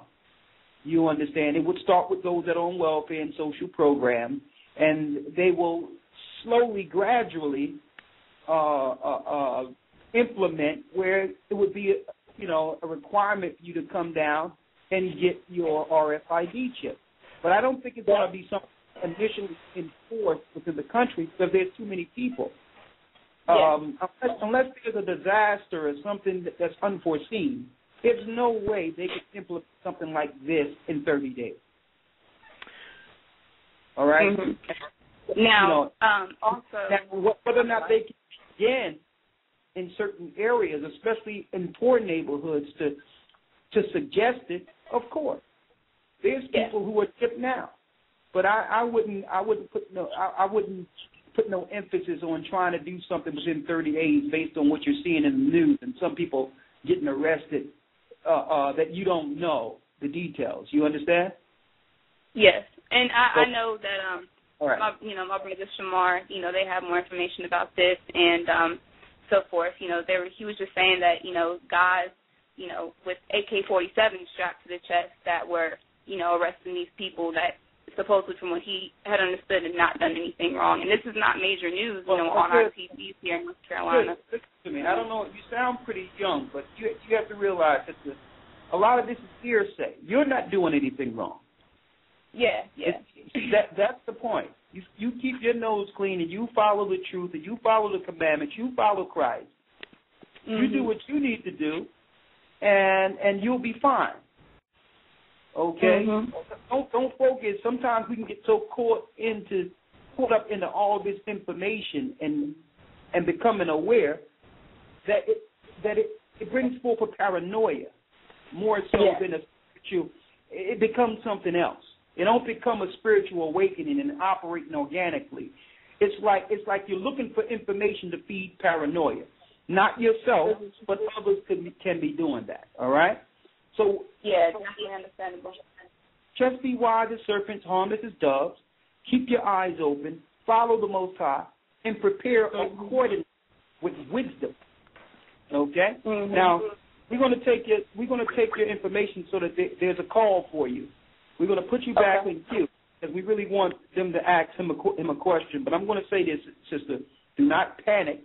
The Most High got you. God, the Most High is on your side. All right. Yes, sir.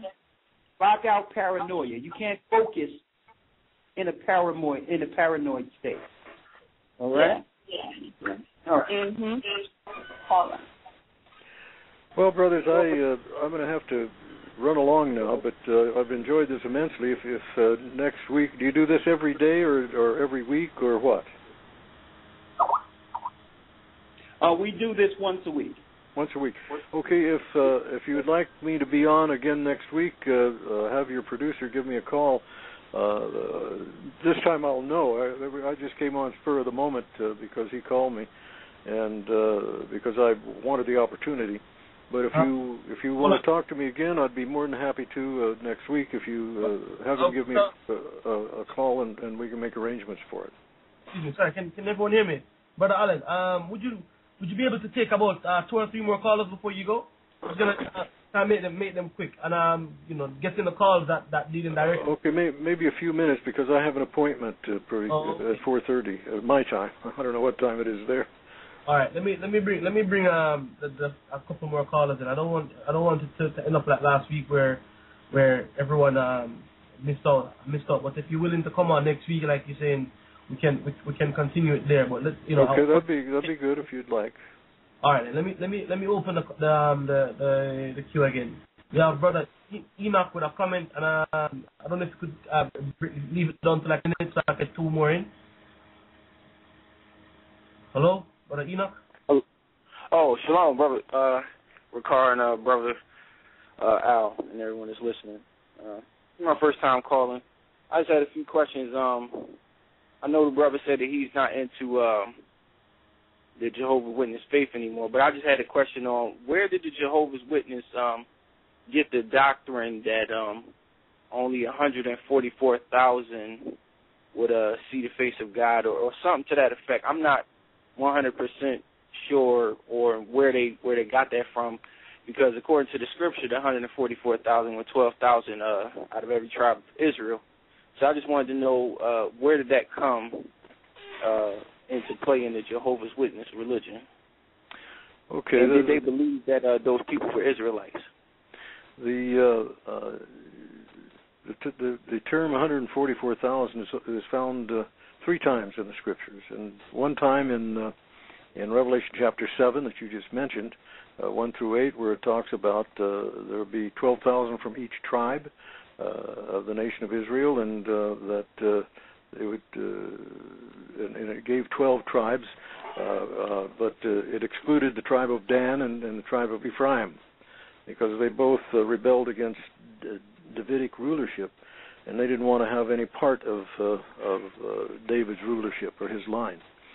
And the other place that it's mentioned is in Revelation chapter 14, 1 through 5.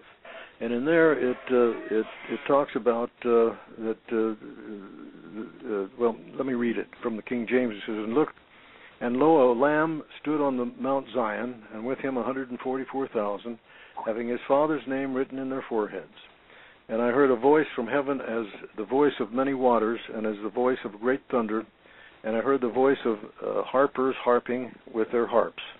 And they sung, as it were, a new song before the throne and before the four beasts and the elders. And no man could master or could learn that song, but the 144,000 which are redeemed or bought from the earth. These are they which are not defiled with women, for they are virgins. These are they which follows the Lamb whithersoever he goeth. These are redeemed from among men, as being first fruits unto God and to the Lamb. And no, let's see here, going on, it says, and in their mouth was found no guile, for they are without fault before the throne of God." Now, the Jehovah's Witnesses, or the Watchtower, says that these 144,000, if you look up the word redeemed in the Greek, it means purchased. Not redeemed, but purchased, as if you go to a market. So they were bought from the earth, or purchased from the earth by God. And these are the ones that are going to be of the rulership in heaven, to rule the heavens and the earth. And, of course, they don't believe that the 144,000 in Revelation chapter 7, who are Jews or literal sons of Abraham, they think that that's all a conglomerate part of this other scripture in Revelation 14. But of course it's not. They're both they're separate. But anyway, that's why they say that only 144,000 are bought from the earth. Okay. And they're the ones that are supposed to be in rulership. The bride. These are the bride of Christ, and they're supposed to be in rulership with the Son in heaven. I think that answered the question for brother Enoch there. I want to take two more questions in, and what I'm going to do, I'm going to ask the callers, when you ask your question, I'm going to put you back in the queue and allow brother Ed to answer the question while we can take two more. Okay. Okay. So, all right, but just to make it move along real quick. All right, we have Benaiah with a question. Yes. Shalom, brothers, and everyone listening. Shalom. I have a question for the guests. Now, yes, go ahead. I'm interested to know, sir, are you aware, or do you have any idea, what's your opinion on where is the 12 tribes of Israel today? Well, the 12 tribes of Israel was never lost, because Yeshua, Jesus, and the angels have always known where they are. And so I believe right now that they're being sealed by the angels to have a rulership in David's kingdom here on the earth. That's Revelation chapter 7, 1 through 8. That's the way I see it. But that's not the way Jehovah's Witnesses see it. They don't think they think that Revelation 7 and Revelation 14 are both heavenly. Let me ask you a question, Brother Ed. What was your moment of realization that Jehovah's Witness was off? When did it occur to you? Well, I don't have any problem with Jehovah's Witnesses. They're all individuals, and they're many wonderful people. I have a problem with the Watchtower. Right. And so when I was, as a young boy, 10 years old, studying the Bible, I had a conflict with the Watchtower because of what I had found out at 10 years old in my own studies. Okay. And so I never did believe totally in the Watchtower organization. But right. you see, this is the big problem with the Watchtower. They have replaced Jesus Christ in the minds and hearts of the people with the Watchtower, and with the so-called governing body of the Watchtower organization. And so the organization has replaced Jesus Christ as their mediator. And this is the thing that always disturbed me, and so I had to break away from the Watchtower and go my own way, because I disagreed with their doctrines in that matter. And so as a result of that, they disassociated me. They didn't disfellowship me. They disassociated me because I was a danger. I was a danger to the organization because I didn't believe in it. Right. I don't believe in a divine organization. See. So I think it's more that at the beginning of the show we never really had a good discussion as to your background really. Maybe next time when you come on we can open up for a dialogue more on the Bible then. So to speak. That'd be wonderful. I'd be more than happy to engage you guys. I just this was a spur of the moment thing for me when your producer called and asked if I would be on, and I told him I'd be happy to, but only for a limited amount of time because I have an appointment here pretty quick.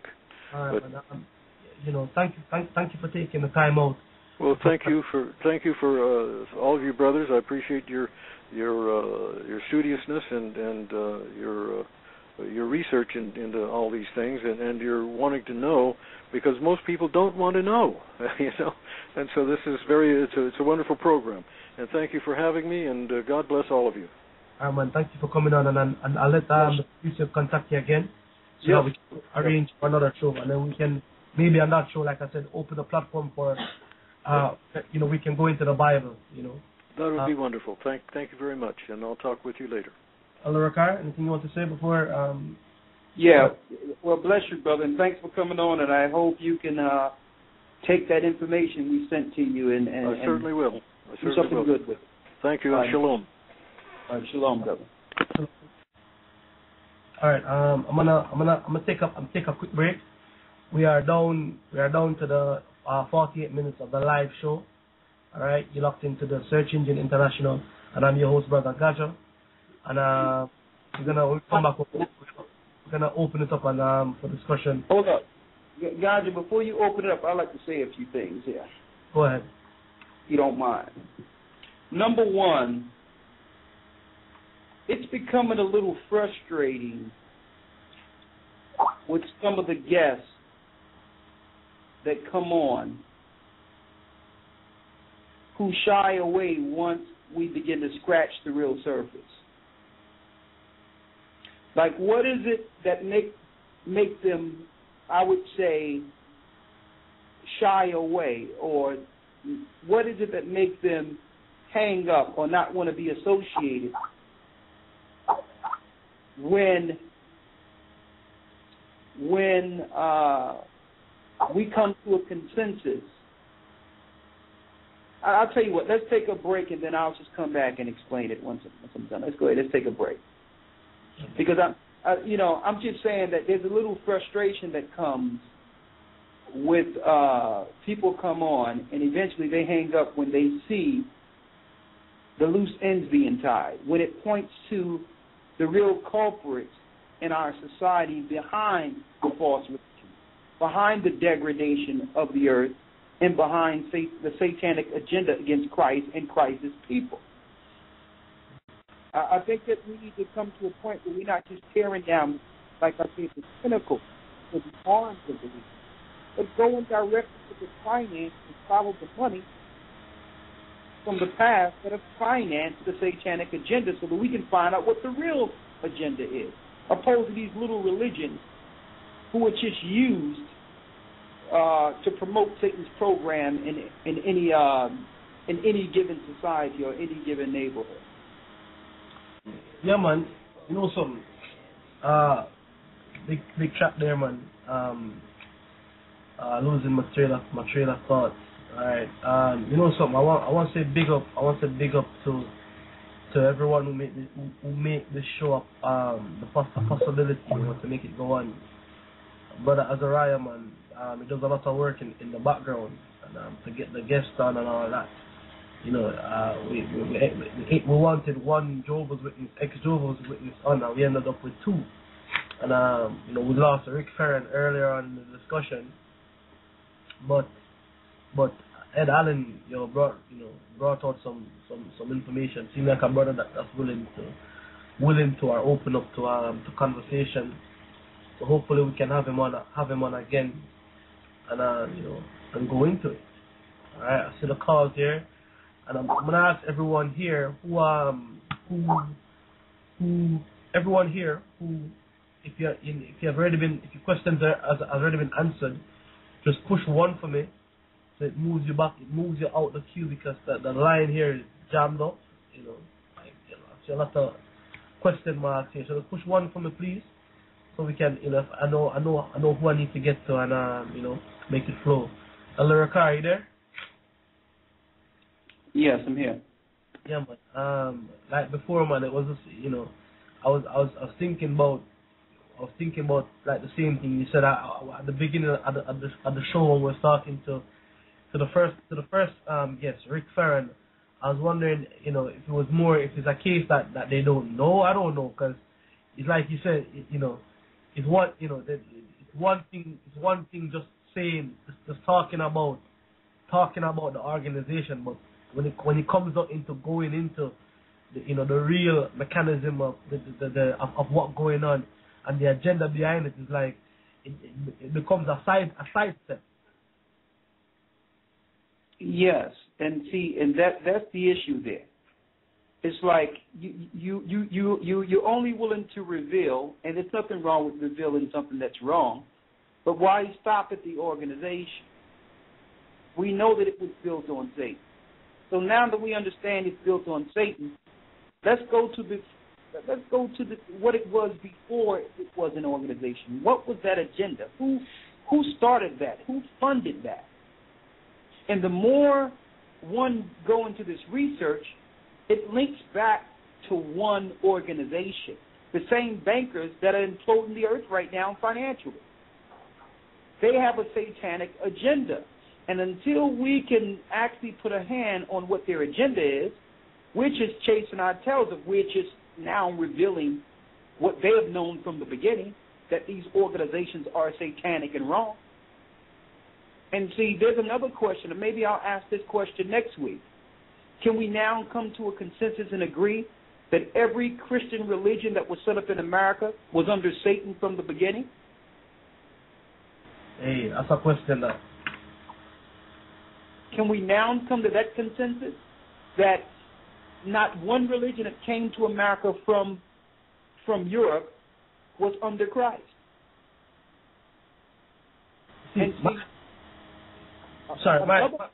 Another point for those who want to, because I know there's listeners who are trying to figure out where is this going. We believe and know for sure who the children of Israel are. We believe that the Indians that were there before the Europeans, the blacks who was brought over in slaves, the people that was in America were from the lost tribes of Israel, and that's why there was Hebrew in their burial grounds. We believe, and according to Scripture, that the prophecies told us in Deuteronomy 28 that the Jews would go into cargo slave ships. And that we would meet our brothers eventually over into a land our fathers knew not. That new land became the New World, or the world we call America today. The Romans, who were Edomites, who eventually came to the New World, were looking for us, knowing that our God had cast us off for a time. They enslaved us, and they focused on our people and brought forth a satanic religion to keep us in darkness.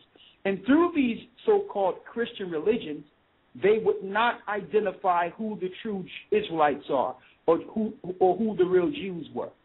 They would meticulously teach about Christ, but not go to the lost sheep of the house of Israel that Christ commanded, and that was embedded in the Roman doctrine, so that when they teach the slaves these new religions, these slaves would never come to the point in emphasis that they're the people in the book itself. And then the same people that came over and conquered the children of Israel changed their name to Jews during the Khazarian Empire and infiltrated the land of Palestine, setting their throne in God's land, over God's people's lands. After they were converted into Judaism, knowing they're not Jews, knowing they're not following the God of the Jews, but in fact are working with the Kabbalah and the Talmud as the synagogue of Satan. Now, if you put them together religiously with the bankers who bankrolled them to go over into Israel, and this plan is connected to Charles Taze Russell, who began to put this in his circulation in the late 1800s.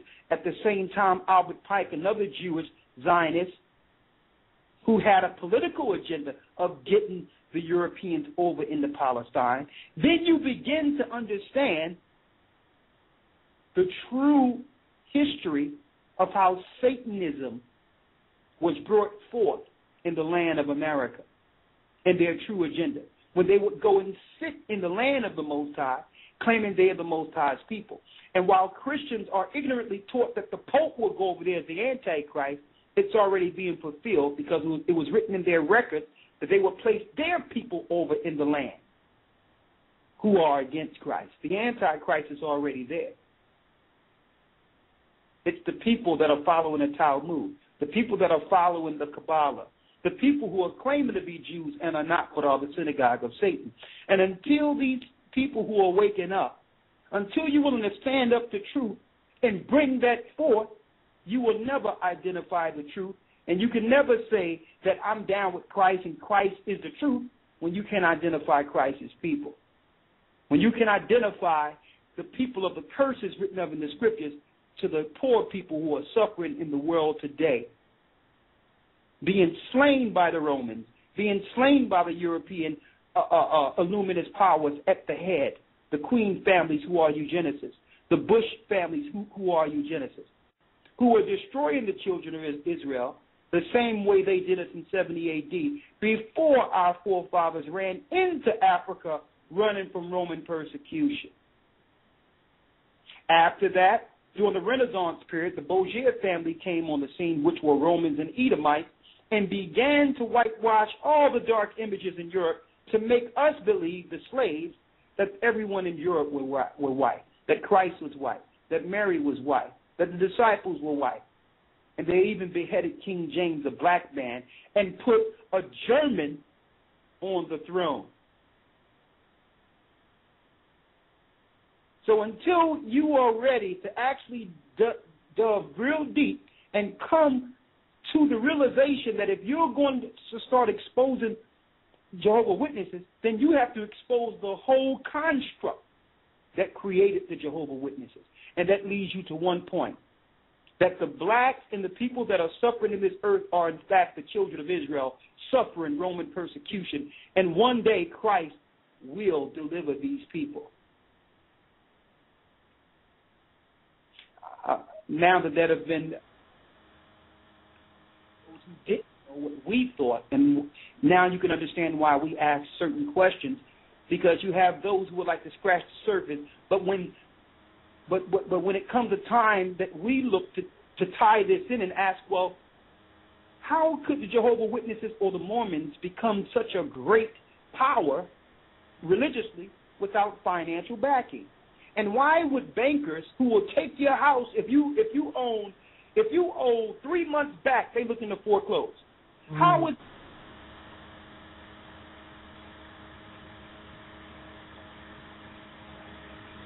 Are you there? the Mormons or the Jehovah's Witnesses? Thank you. Gocc, I would like to run something off if you don't mind, real quick. Facts. Yeah, man, go ahead. Excuse me. With these facts, I'm going to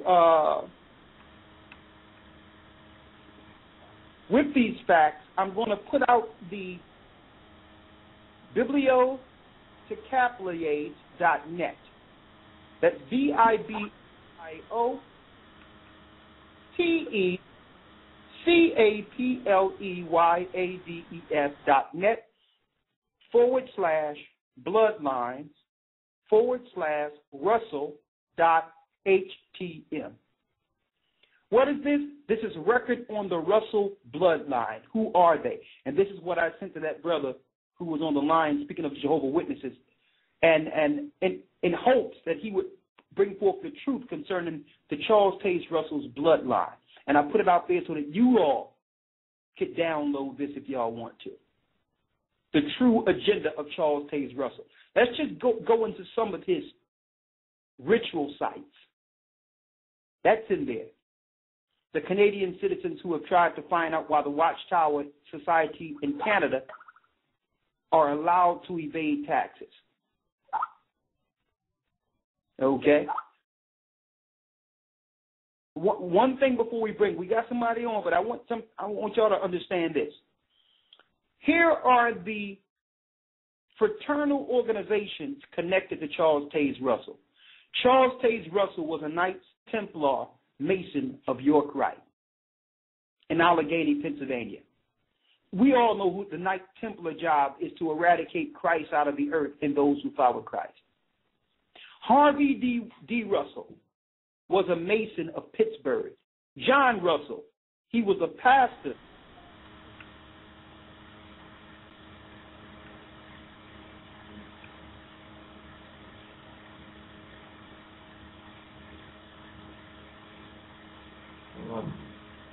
Hello, Ricard, can you hear me?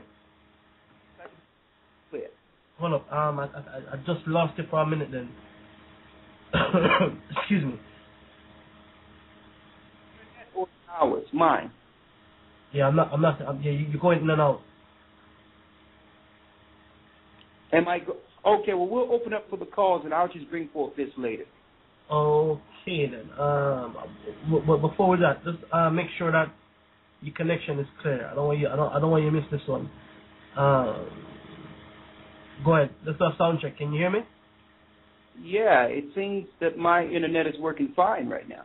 Okay, cool, no problem. All right, let's go through it then. We'll bring it in afterwards. There's a sister here that also does the Watchtower. Let me let her explain it. Let me bring her in. Sister Diana, you there? Yes. Hi, brothers. Yes. I wanted to first of all really thank you for all your information. I have came across most of the same information in my research, and I'm friends with Ed and Rick that were on earlier, and I also have a show on Rick Farron's program, Conspiracy Theories, which I have the same problem that you encounter, is that people don't want to go to the beginnings. They just cannot see the evil in that as starting way before the Watchtower, that the Watchtower is just simply one little part of the whole agenda. And I know the brothers, Rick that's on too, and some of them in Ed too, we all have family members that are still in there. And so I know Rick's main focus is to get his family members out of the Watchtower, because it seems like they are truly under a spell. And I know that you've given some programs. I've watched most of your videos, and that on YouTube that I've been able to, and I know from 30-some years in the Watchtower, and I know that the brothers that were on and myself claim to be spiritual Israelites, and so it's been very interesting listening to your information. I agree that you brothers are the natural Israelites. I know that Ed has written a book, and he talks about there being two groups, of which I am still of that mindset because I know that I was called by God. So whether I am a Jew, I don't know or not, but I know that I was called by God. I do believe that there is no other reason on earth that the black people, the Indians, and the people of color could possibly. I wondered as a child why they treated those people that way, and there's no other excuse for it. I mean, it's obvious. And I remember that book that you showed on the Lost Tribes of Israel, seeing that as a child and reading it in school. So a lot of, because I'm older, a little bit older, I'm 60, that I've experienced a lot of the things, and so I know some of it firsthand, that these things have occurred. And in the Watchtower, we used to give away free literature, all the literature free. So tell me how they could afford to give away all those Bibles and all those books, which used to be hard-covered. The Bibles were laden with gold, free. And Russell used to say that when God takes his spirit off the organization, Jehovah, as we are agreed upon the name, that he will no longer need that organization. Well, I think they're getting to that point, of course, because Lucifer is the head of that organization, and Jehovah, Jabulon, as you bring out. But I think there's a lot of people that just can't believe that there's people as evil as they are in the earth. And I think your information on the Nephilim, I listened to that. And that they're not, they're part human and part Nephilim makes sense because, and I know that the elite. I mean, I research mainly. That's what I do almost continually. So I am very, very interested in listening to what you guys have to present is fascinating, and I have learned a lot, and I just want to thank you so much. And I've mentioned you on my show many times, and I do feel that there's people that are coming to your show because I've mentioned it on my show. And, one brother thought because I said something about Barack Obama that I was against black people, so he just went all over me, nuts all over me, and I'm not prejudiced, never have been. It has nothing to do with Barack Obama. You know the agenda. I also found it interesting that they're saying that on South Carolina. I don't know what to think about that. I have contemplating getting out of the United States also. And I know that the Babylon the Great, as far as Jehovah's Witnesses teach, is spiritual, would be Christendom or all other religions. That's what they consider Babylon.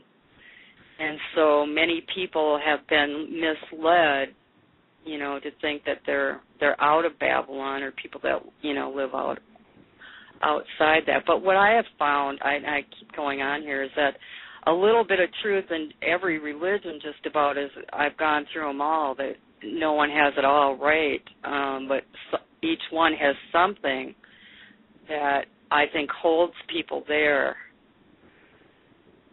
along with being under the spell and the psychology of the Freudian psychology and the fluoridation, the chemtrails and the GMO foods and all of it. But I just keep up the good work, brothers. It's fascinating. I love listening to you. I really feel that the truth is coming out and people are awakening.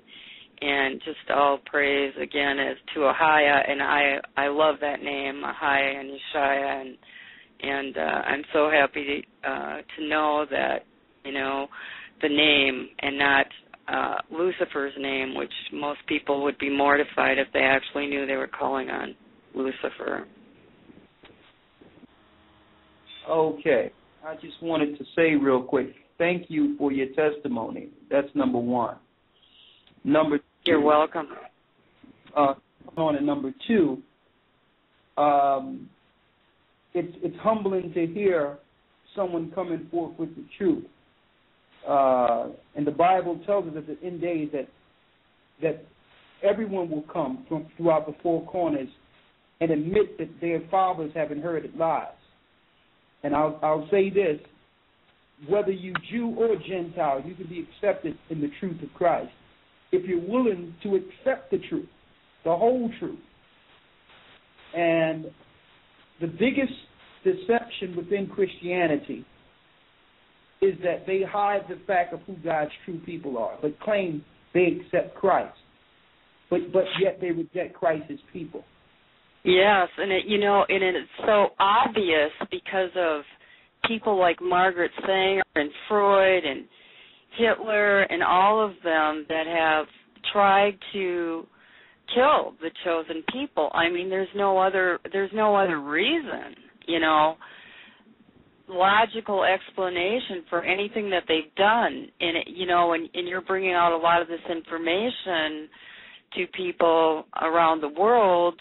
It clicks and it makes sense, and it fits into all the pieces, that were missing before. Because, even the slave ships you talked about that came from Africa and the slave ships and how they went across, the Indians, and that they already had God's name there is just fascinating. And how could they be anything but God's people? And their lame excuse, and, well, of course, in the synagogue of Satan, they would claim to be Jews. So the people in Palestine, even what that older journalist lady said there that got her in so much trouble is she told the truth about who's residing in, Israel. Yes. Just fascinating. Yes. But let me, just for your opinion, before we bring in others here, in your opinion, in your analysis, why do you think that when we tie up the loose ends and point to those who have destroyed us, why do the masses, why do people, even the intellects, run from that information? I do not know. I wonder if they're Zionists at heart or they're part of the agenda. I don't understand it, other than, the scriptures say, that they would be blinded, so their heart's not right. Somehow their heart's not right. And I don't understand it either, but it seems so evident and obvious to me. And on the show repeatedly I go into this information. They call me a conspiracy theorist, but it's crazy. It isn't conspiracy, it's the truth. But they like to label it conspiracy. Well, it is a conspiracy. Well, yeah, it's a big conspiracy, but it's not in the sense that they mean it. But yeah, it's true. It's a conspiracy fact. It's a Yes. conspiracy fact that the Europeans in Israel are Khazars. They converted into Judaism. That's not. Yes. That's not that's not us making this up. No, and I've been bringing that out on my show. And there is an older Jewish fellow who was a Jehovah's Witness. He speaks many languages. I was trying to think of his. I don't have his phone number. I would have given you his number. He lived through that, and the German Nazi concentration camps came over here at 11. And he agrees. He agrees. And I watched your other program where the one woman that you interviewed, the historian, agreed too, who said she was Jewish, but she was, agreed that they converted. Yes.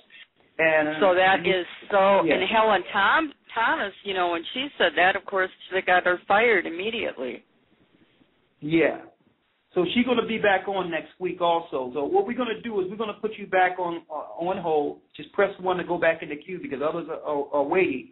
But I'm going to have the producer contact you and get the number of the guy who came over at the age of 11, who can also stake claim to the truth of what happened over there in Germany. Yes, and he's in agreement with me. He is aware, of what's, the underpinnings.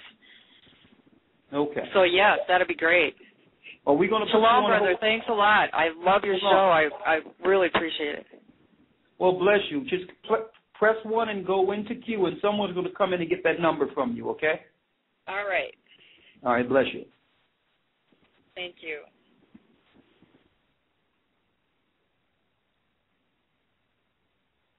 Well, Gaja, maybe it's true. What's going on is that when people come on the show, they concentrate on the information that that they have come across in their life, and maybe the truth that we're bringing forth and exposing who started all these religions, maybe a lot of these people just don't know. Maybe they just don't know, and it's our job to put it out there. All right, so who we have next, Gaja?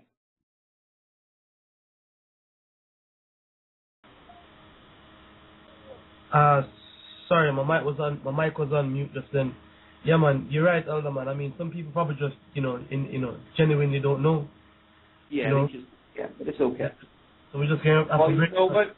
When they come on, you know what? I went right on and got all that information and sent it right to his email. Yeah, man. Let's see if he comes back, with anything, and hopefully we can have a conversation going into the Bible. You understand me? Yeah. And then see how we, how he takes that information. Yeah. It's been I have given him information on Charles Taze Russell being a Yorkite, a top Mason, a Satanist. All this is on one document. His true agenda. Right. Wow. Matter of fact, the Masons started the Baptist Church in the United States. You would think black people started the Baptist Church. That was started by the Masons. All this is on these documents that I sent him. Right. So my question to him was, why do you think all these religions popped up at one time? Why did they do that in the parent countries they came from? Why did they choose America to do this? Why? Because the children of Israel was prophesied to come and serve there. That's why. That's the answer. And so when our people begin to awaken, we would fall into a snare or a trap through all the religions given to us by the European factions that came over, the Masons and the Knight Templars who came over, and the Roman Catholic Church, which is also part of the synagogue of Satan. And then when we began to rebel against Christianity, which Satan wanted because he infiltrated it, we would turn to another bastard religion called Islam that have nothing to do with our fathers, have nothing to do with our God. And the Arabs did to us in Africa what the Europeans did to us. I'm talking about the hierarchy of the Europeans, what they did to us in America. So we get tossed to and fro to the point where we would give up altogether and become atheists and not believe in anything. And that's our people today. Yeah. And in truth, we are the children of God. Our spirit bears witness that we're the children of the living God. And that's in everything we do. Okay? You couldn't build Egypt without the children of Israel. And you cannot build modern-day Egypt without the children of Israel. It's no wonder you have the all-seeing eye and the pyramid on your dollar. Satan, the same people to build his construct. And when you look at it, man, it's a meticulous plan that been laid out from time. They knew what would happen, and they just set it out. You understand me? None of this can be coincidence. Yeah, of course it's not a coincidence. It's a conspiracy at the highest level. I'm talking about from the highest level in dark places. Yeah, man. Psalms 83.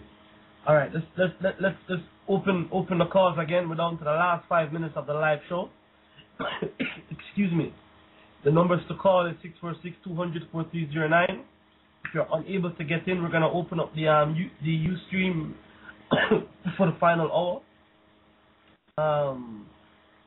And let me apologize to the listeners, man. I'm not 100% yet, but we need to get this going, All right.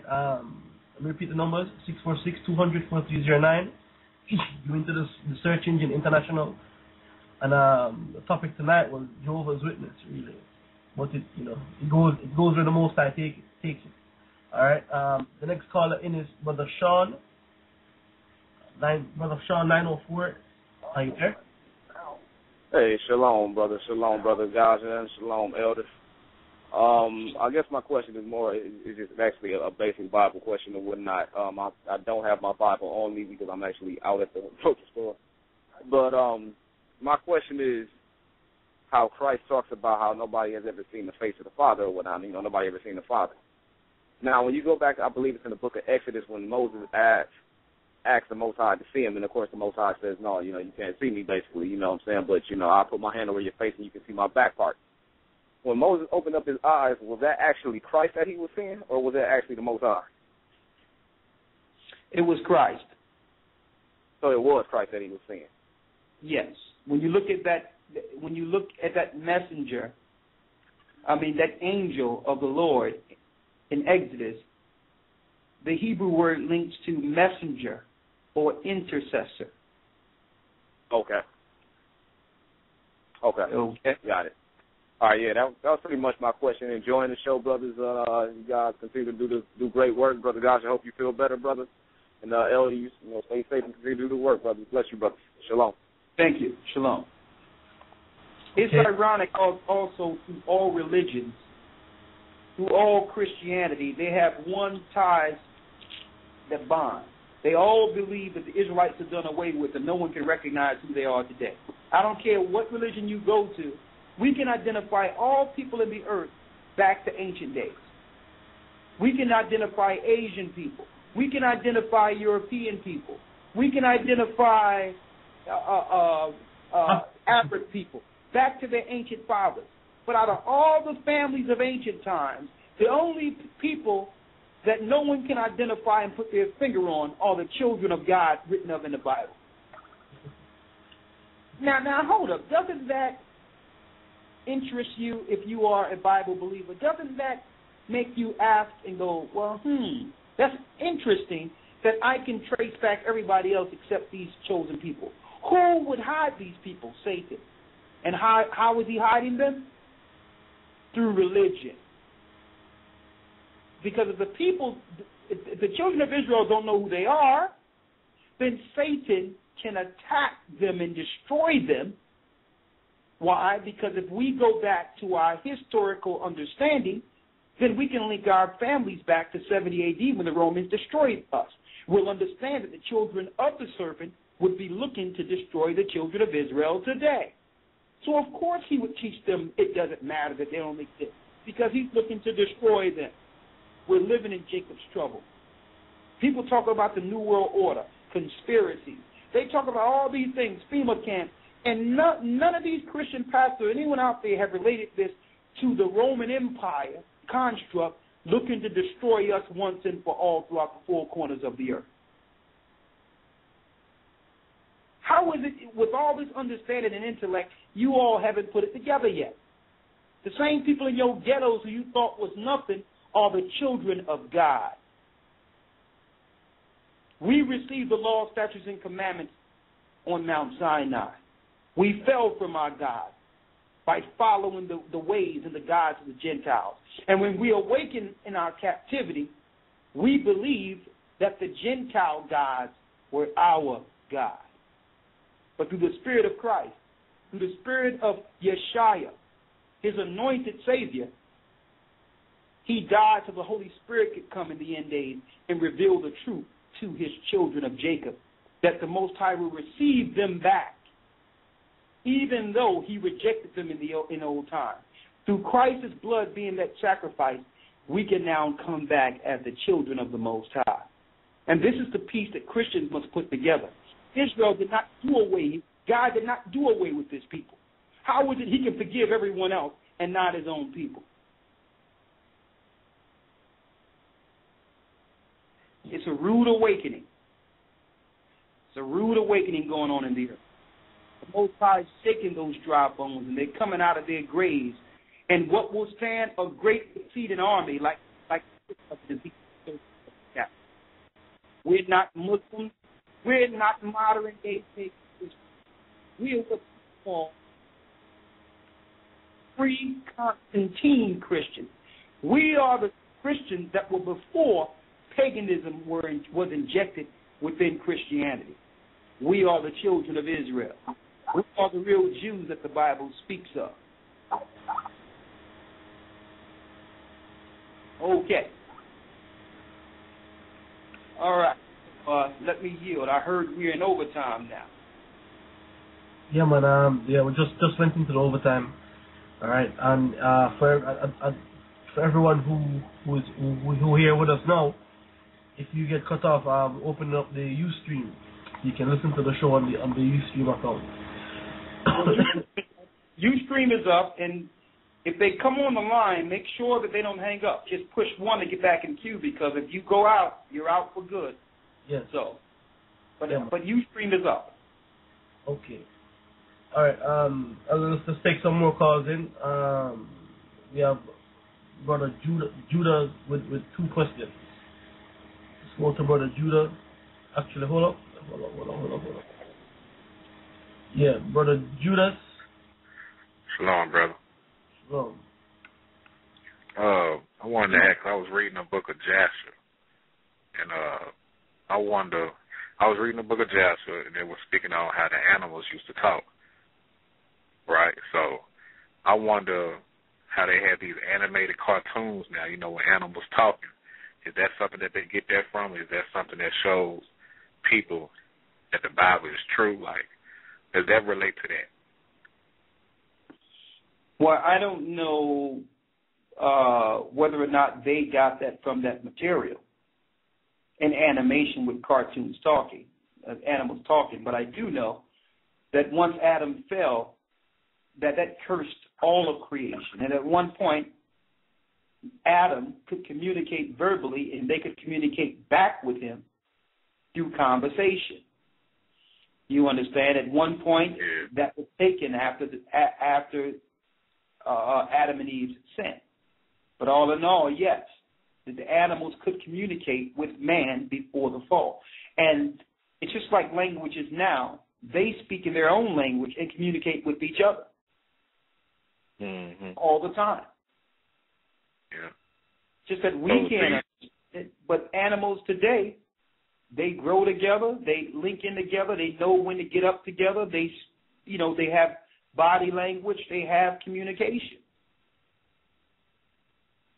So, do you think they still try to communicate with animals? Because I know, like on movies like Harry Potter, you would have Harry Potter talking to a snake. Do you think that still go on today? Because I think well, I'll tell you that the earnest creature is waiting for the manifestations of the sons of God to let you know the animals are crying out that we would wake up. They're waiting for the manifestation of us. They look at us like, don't y'all know? Help us. The Gentiles are killing us. They're destroying us. Yeah. So all of creation is waiting for us, brother. The universe is waiting for us. Because I know naturally, when we go outside, animals kind of run from us because we don't know better, I guess. I don't know, but... well, I can't speak to every animal out there. Yeah. You understand? I mean, we can't turn this show into, a psychology on animals. But what I can say is, according to scriptures, they're waiting for the manifestation of the sons of God. All right. Now, I just had one more question. One more question. In the book of Acts, I know Paul was a Benjamite, but he referred to himself as a Jew. In Acts, I believe, 21. Now, it was actually 22 and 3. He referred to himself as a Jew. Why was that? Because in Judea, it was only Judah, Benjamin, and Levi left in the land of Judea. All the tribes that were left, the 3 tribes, were nicknamed Jews by the Romans. Right. So if you lived in Judea, be it Judah, Benjamin, or Levi, you were still considered a Jew because you were from Judea. I appreciate that. And I just got a quick comment. I think one day y'all should get in contact with like these Christian rappers or, Christians that do music, whatever, see if you can get them on the show because I'm into music too. Just like how y'all had K. Reno, you know what I'm saying? Because I think music will really take us a long way. I think the music will really grab people's ears and, we can gather like that or whatnot. But I think that'll be something too. Since these Christian rappers got, some kind of fan base or whatever, we can, bring them into some truth. They can be able to bring others that's not in here or even listening, to this show and to this show. So, it can build. But that's all I got to say. Shalom. Blessings to everybody that's listening. And, shalom. Okay, shalom. And make sure you press 1 to go back in queue. We appreciate it, and we will look into doing something like that. Okay. Thank you. Another thing on another point, based on the caller that came in early and said that she was over 60 and she realized we were the children of Israel, there's a new lesson that has been added to the academy, which is called Who is Edom? The Truth of Edom. And what we're going to attempt to do within the academy is to go into all the cultures from this time back to show biblically who the children of Edom are and what's their true agenda, and when they linked in with the children of Nephilim, which were the Canaanites, who were also turned white at one point. And they had children called the Horites, gave their daughters to Esau's head son. And the initiation they have together is the fallen angels in Esau is to destroy us off the earth. That's your eugenics program. But all in all, we got a new lesson that wasn't in the academy. Who is Edom? And I think it's going to be a great new teaching through the Spirit of the Most High. The brother lawyer put a lot of it together, and I'm overlooking the information now. Not the final touches on it. It's been stuff before the past, but it's quantified in a way that we can all understand. So for those who are not in the academy, we only 2 weeks in. I would suggest you think about getting in because this has been one of the better academies. All right? Okay, guys, you got it. Yeah, man. Okay, let me see. We have Brother Daniel with a question. Hello? Shalom, brother. Shalom, brother. How you doing? I'm good, man. I'm good. Go ahead. Yeah, I just had a question for Elder Ricard. Well, my question was, I wanted to know if the people in over there in West Africa, like Ghana, like the Ashanti tribe, are they parts of Israel too? Yeah, the Ashanti tribe, to my knowledge, the Ashanti are Levi. Okay.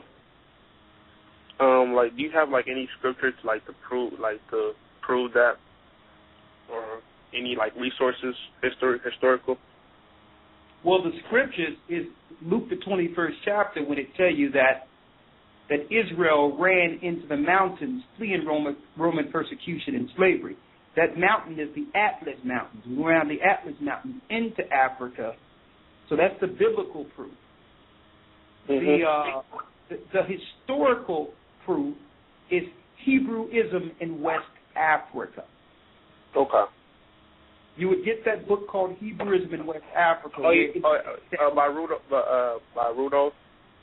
No, Rudolph Windsor have the one called From Babylon to Timbuktu. That's more so an overview. But okay. When you look at Hebrewism in West Africa, let me give you the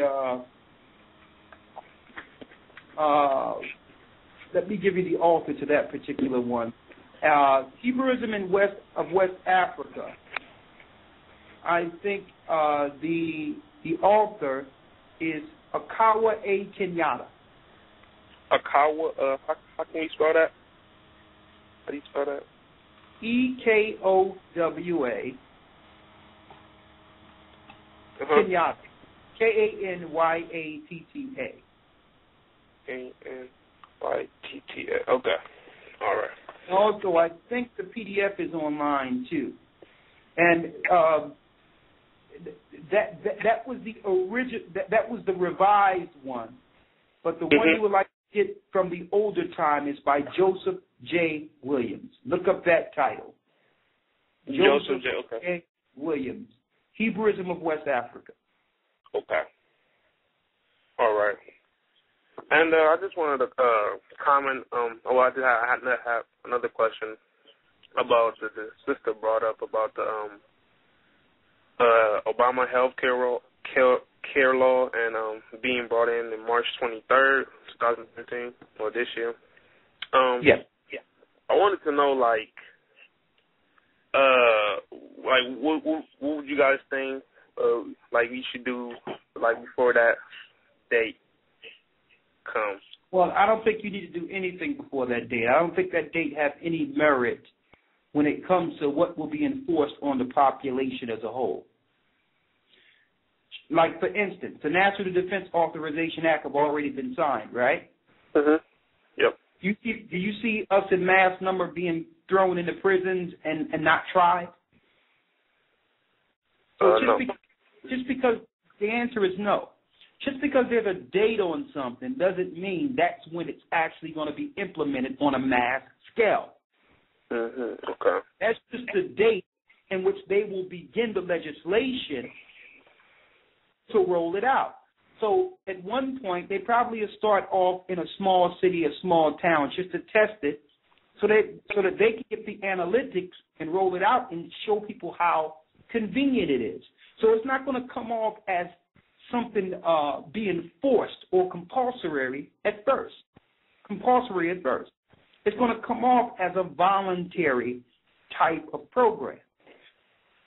Okay. Because if they tried to take a needle and go in the United States with billions of people and try to shoot them with needles, can you imagine a pushback? And you know how many people in America have guns? Yeah, like 95 million. They would be outnumbered exponentially. Mm-hmm. So it's not going to happen like that, brother. It's going to happen with them rolling it out in certain areas first. The only thing that I can see that would force people into it would be a so-called natural disaster, some type of false flag, something like if they really were to deal with this Madrid fault line and break up the country all at once. That would put the population in a point of fear in which they would need government. So I think we're looking, it's good that your eyes are open and you have your eyes on these things, but listen, there's no way any government can enforce making you get a chip in this March. Mm-hmm. Okay. All right. All right. And this one last thing, I just wanted to know, what was the Bloodline website?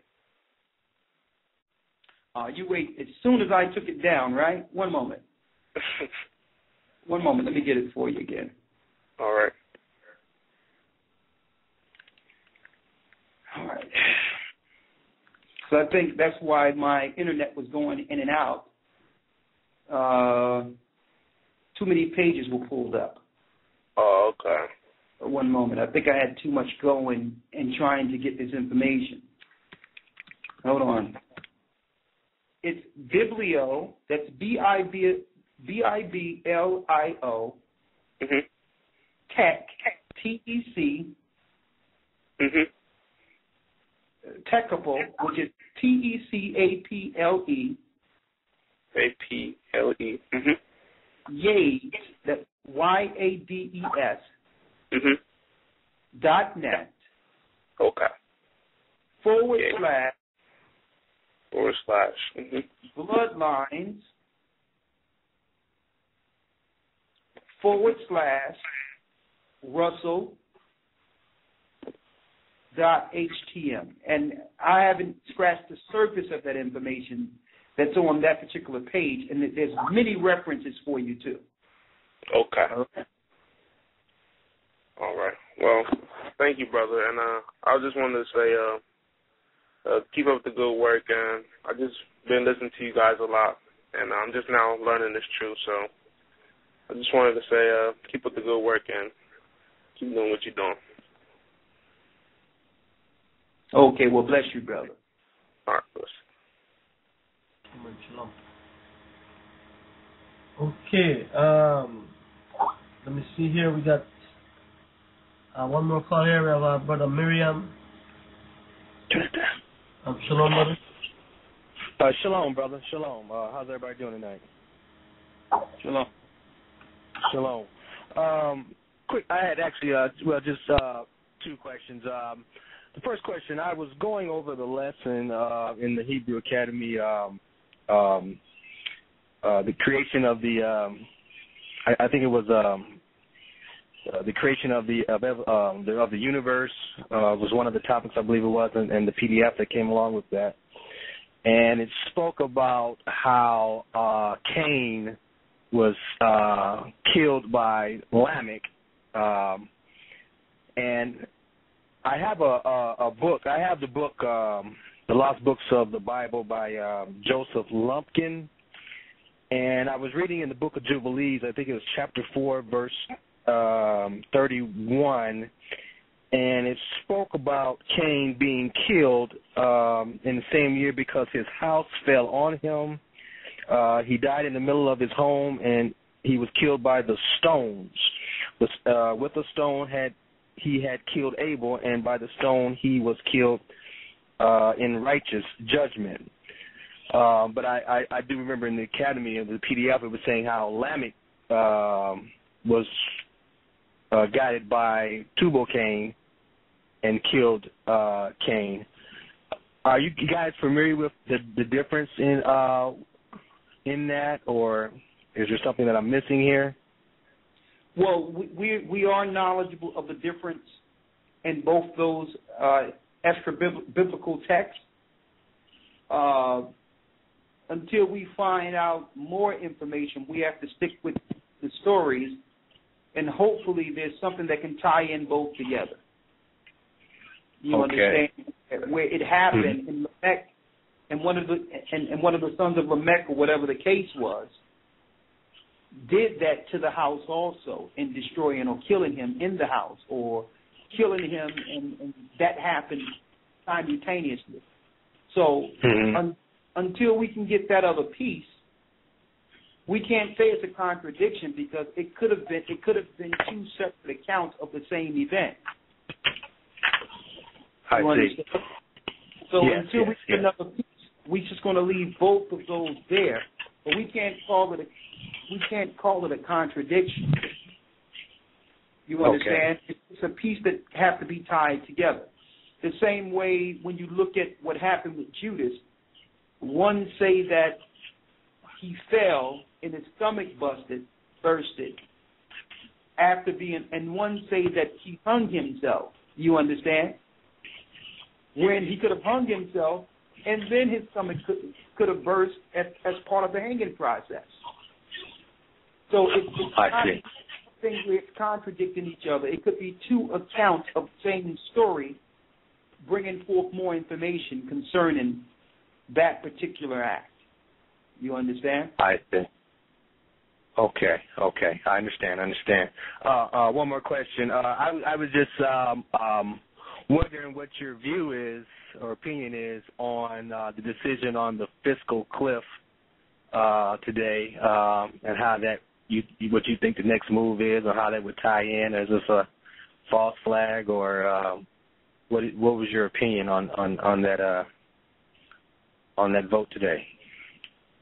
Well, number one, my opinion on it is it's the same diversion they use continually, and that diversion or that tactic they use is to usually pay those who have helped them implode the economy. As you can see, every 4 years there's a fiscal cliff. First there was a bailout, then a second bailout. Then there was a fiscal. Well, I thought the bailout was to avoid a fiscal cliff. So it's still those that are in charge are using these events as a pretext to pay off those who have helped them assume this new world order. And what they're really telling the people, when you hear about this fiscal cliff or all these things financially, what they telepathing to the population is, we're going to have to come down harder on you. It's time to tighten the strings on you. So what they're really saying is, we're going to cut more, we're going to take more, and we're going to push you into a further corner. That's what it's really about. But how would the population accept that if they didn't first come with an excuse of what's going on fiscally? So now it's in your mind that maybe you need to compromise because the government is running out of money, which is utterly ridiculous because they can print as much money as they want. True. So it's getting the people used to the idea of getting destroyed by government. Okay. Wonderful. Hey, that's all I had. I just want to thank you, Elder Bakar, for your work that you're doing. Truly opened my eyes up, man. Everything that you're doing has just lined up. All the years I've been in Christianity. I even went to seminary school, got a BA in theology, and it wasn't adding up. But you put up the pieces all together, man. I thank GOC, man, what you're doing, and you keep it going, man. And I'm 100% behind this organization. Well, I'll tell you what, all praises be to the Most High, and be 100% behind Christ. That's where you got to be. And I'm going to say this. Now that I know you done got what they call a BA, which is really a BS in Christian education. Now that True. you go back and you take the truth to them that have taught you lies, the institution of lies from the seminary satanic colleges. Yeah. I mean, think about this for a second. What degree can you get in following the Most High? Yeah. How ridiculous is that? Like, what degree? What degree would Christ have right now? It's utterly ridiculous. Yeah. Lies, man, the lies. It's utterly ridiculous. All right. Well, thank you, brother. Thank you. All right, shalom. Okay.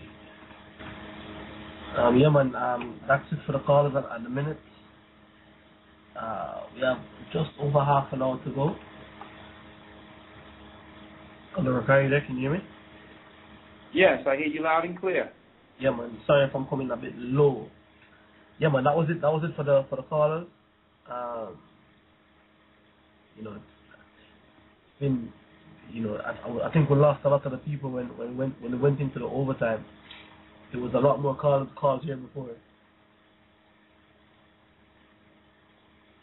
Say that again? No, I said I think we lost a lot of the callers when we went into the overtime. Okay. Excuse me. Okay, so do we still have callers there though, right? They didn't drop everyone. No, for people who wanted to comment and speak here we are now. Brother Lexwell's here. Hold on, let me bring Brother Lexwell in. Hey, shalom, gentlemen. How are we doing today? Shalom, brother. How are you? I'm excited, man. What a great show. If I had noisemakers, I'd set them off right now. You had a really exciting show tonight, man. Well, after so-called New Year's, which is Satan's day, there shouldn't be a lack of noisemakers right now. Well, I don't participate in that kind of stuff, so I don't have that kind of stuff lying around. Oh, okay. All right. What you got? No, I don't have anything. I have a seat in the audience, man, and I was thoroughly excited how you were able to lay out the basic foundation of history real smooth. I mean, it sounded like you were borderline agitated, but you were so smooth and calm. It's just a learning experience each time. And I wanted to call in and say, man, I appreciate you being there. Just from an audience perspective, I consider you this night to be very successful. You had a fellow radio host call in and say, I drop your name and your information all the time, and I think that's a blessing that the word's actually is starting to spread like gasoline on fire. All praise the Most High. Well, all praise be to the Most High. And I'm going to let you. Listen. I'm going to show you how we came to this real quick, and I need you to stick with me, Lex, so you can understand that most of you really do the same thing. When I first found out that I was an Israelite, right?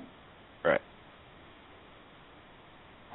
Not only did I go into Christianity because I was raised, don't forget my grandfather was a Christian minister. So I didn't want to just go into Christianity and say, well, okay, this is a lie, this is a lie. I'm like, well, hold up. Where did this lie start? If I'm going to bring the truth to my people, then I'm going to have to go to the origin of the lie that was before we came here. Right. So that was really the basis of my research. Now, of course, as growing in truth, come to find out that Israelite groups was teaching satanic doctrines in different parts of that. So I had to separate the fact that I can be an Israelite, but I don't have to ascribe to the Israelite doctrines because there was many Israelites during the time of Christ, but only Christ had the truth. So what I did there, I went into the research and origin of that particular teaching. The same way I dug deep into when I was in Christianity. It don't stop there. So by the same token, when it comes to truth, you have to take that same constructive research. And I don't understand how somebody can break down the Mormons or the Jehovah's Witnesses and have knowledge of Charles Taze Russell and not tie the loose end. If you know that these guys were set up by Zionists and was bankrolled by Zionists, and they were promoting a propaganda for European Jewish people to get Palestine, and eventually they got Palestine, then how can you talk about your Mormons and omit the Jewish influence and finances? Well, that's a good point, especially when it was brought up. The books with the gold lining and things of that nature. You got to understand that it's like somebody called in on Brother Ra'ai's show Thursday and said it like this: some people don't know, and they want, but some people don't know, but they don't want to know also, because they enjoy the ride that they're on. They're ignoring. It doesn't matter who you ask. Everybody knows that there's a heaven. So if you die in the flesh, and the idea of, I go to heaven afterwards, or I go to hell, everybody already knows there's a second life. Whether they want to admit to it or not, that's their choice. If they want to find the information, if the information comes across them and it reaches the point that it says, all right, I've enjoyed this much of life, and now it's actually time for me to really put my purpose of being a man or a woman to use. It's no more of that, there's nothing I can do, I have no power, they have power over me. If you want to know, you want to know. If you want to sit back and just enjoy it like a movie, that's how it's going to happen to you. But the important thing is, which not many other people are teaching, you got to move, and you got to start to make your move now. Make an attempt, and he'll work with you. But if you don't make an attempt, you're going to sit there, and you're going to watch everybody go. And you're going to go next because you're going to share in the judgment of the Chaldean. No matter what anybody's personal opinion of the Scripture is, when you get down to it, when you get the Strong's Concordance, when you break the words back down to what they are in Greek, what they truly mean, when you rebuild the sentence in modern time, get out of here. There's a mission to be uptaken by each individual that follows Christ.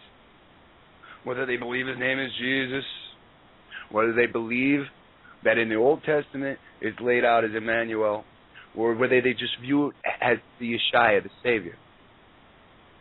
It's time to start following his instructions and to lead them as flocks.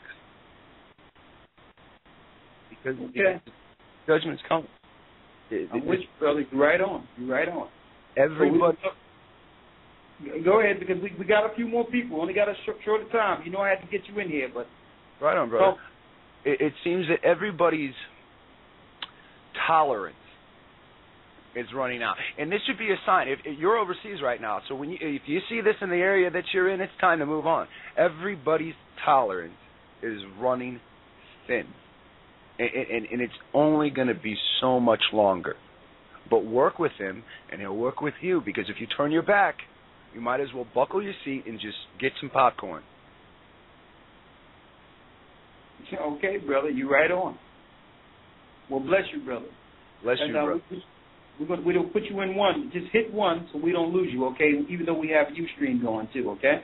I've been listening a while. Thanks. Okay. So on. Real quick, Gaja, and thank you. Lex will always have something interesting to bring forth in the Spirit of the Most High. Someone asked, how do we address Israelites who say the word Lord in Scripture translates to Yahweh? Well, the whole deal is Christ says in Matthew that he gave us eyes that we can see and ears that we can hear. There's not too much you can say if you go to the Scriptures where the Most High said his name and they ignore it. Mm-hmm. If they didn't hear the Most High, how do you think they will hear you? Mm-hmm. True that. So the key thing is you can't argue things that's inarguable. You don't address Israelites who say the word Lord in Scripture is Yahweh. Because you can come back and say, well, what did the Most High say his name was? And if he said his name was Ahaya Ashar Ahaya, what is this discussion about? Mm-hmm. Okay. Yahweh is the golden calf. That's who Yahweh is. Yahweh is Baal. The Jewish powers worship Yahweh. And they injected that name in the Tetragrammaton during the 1st century BC. AD. Let me correct that. So there's nothing much to say. The Most High didn't give everyone eyes to see and ears to hear. And if you think we can convince people the truth because they're Israelites, keep in mind it was the majority of Israelites who rejected Christ during Christ's time. Those were Israelites, a lot of them rejected him. Because why? He was bringing a doctrine contrary to their doctrine. Mm-hmm. Hey, God, you got it. Yeah, man. Sorry, excuse me. Let me see the next caller we have here. Sister Tasha with a question. Hello, brother. Shalom. Yes. I have a question regarding Noah. I'm kind of confused as to the ethnicity of Noah. Could someone elaborate on that?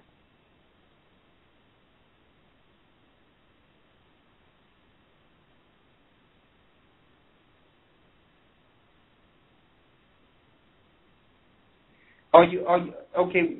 What are you speaking of when you say the ethnicity of Noah? Okay, I've read. I believe it was in book of after Enoch. You read the book of Noah.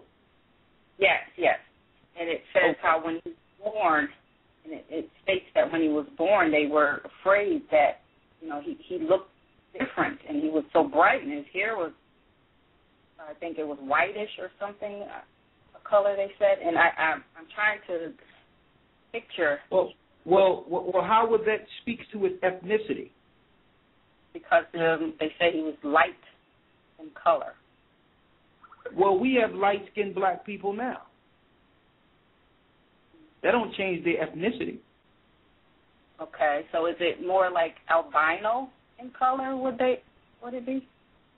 Well, no. When you go into the text, it's speaking of his brightness, the spiritual enlightenment that was on Noah. When you go into the details, but I just wanted to show you that when it was a different ethnicity, the scriptures explain that. Like when Esau was born, Genesis 25 tells us that 2 nations were in her womb.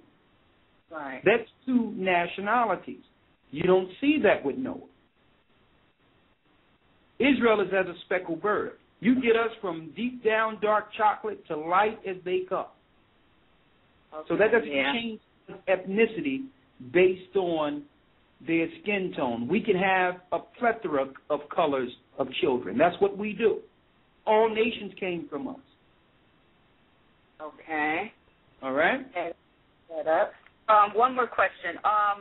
Now, back then, when our forefathers were marrying, were we, I guess like today, I don't know, it seems like it's forbidden, but it sounds like back then we were marrying our sisters or our cousins, very close relatives. No.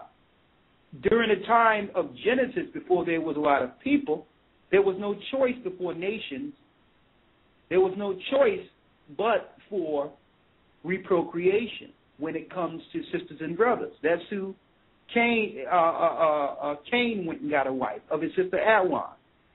And then on and on and on. But then after nations were developed in the earth, then siblings became a sin. But cousin is legal according to scriptures. Cousins were never unlawful according to scripture. Okay? Even though we grew up so close to our cousins, it's like that's brother and sister. Just the thought of that is weird. But as far as the law was concerned, you have to realize we didn't grow like we grew here in this land. Your family would have a big province someplace else. You understand? We had land and sheep, cattle. So when you seen your cousin, it was like seeing a stranger. Once we grew apart, we would see each other certain times, but it wasn't like it is today. You understand? When you see in your family all the time, and that's why our fathers would tell us to pick one of the daughters of Shem and go and get someone of your own family so that you don't deal outside of your family with the ways of the Gentiles. So that's when we were getting, sometimes they would match cousins together and so forth. So that wasn't unlawful according to Scripture. Oh, okay. All right? All right. Well, thank you very much, and all praises to the Most High. Thank you. All right. Bless you. Have a great evening. Okay. Yeah, man. Okay. We are down to the last one. Just over 20 minutes, I think we have left. 22 minutes. And some more calls are here coming in. We have Brother Gabar from the islands. Shalom, Brother Curtis. Shalom, Elder. I had a question for the guest that was on, but since he's gone, I figured that you probably can answer, Elder.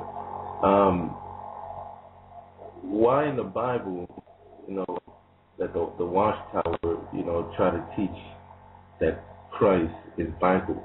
Because when you read the book of Daniel, it shows you the difference. Because Paul warned us and say, take heed to lest any man destroy you with involuntary worshiping of angels. And see, this is what they do. They're tricking people under that Masonic teaching with worshiping an angel. Why? Because it's deeper than Michael. It relegates you to the mindset to even accept Lucifer, a fallen angel, as the Savior. So it's getting its followers prepared to follow the spirit of an angel. Right, that makes sense. That's right. Yeah. All right. Thanks, Elder. You're welcome, brother. All right. Keep it going. Hello. You can go on the U.S., brother. You're doing well. All right. All right, bless you. Make sure you push it once so you're not out, so you're not logged out there. Yeah, that was a good question. I've encountered that before here. Christians trying to tell me that Christ is the angel Michael, and I never look at it like that. So that's what we're trying to push on you. Yeah, they try to get people in the mindset of worshiping angels, and Paul warned us of involuntary worshiping of angels. That's another trick of Satan. Right. Okay.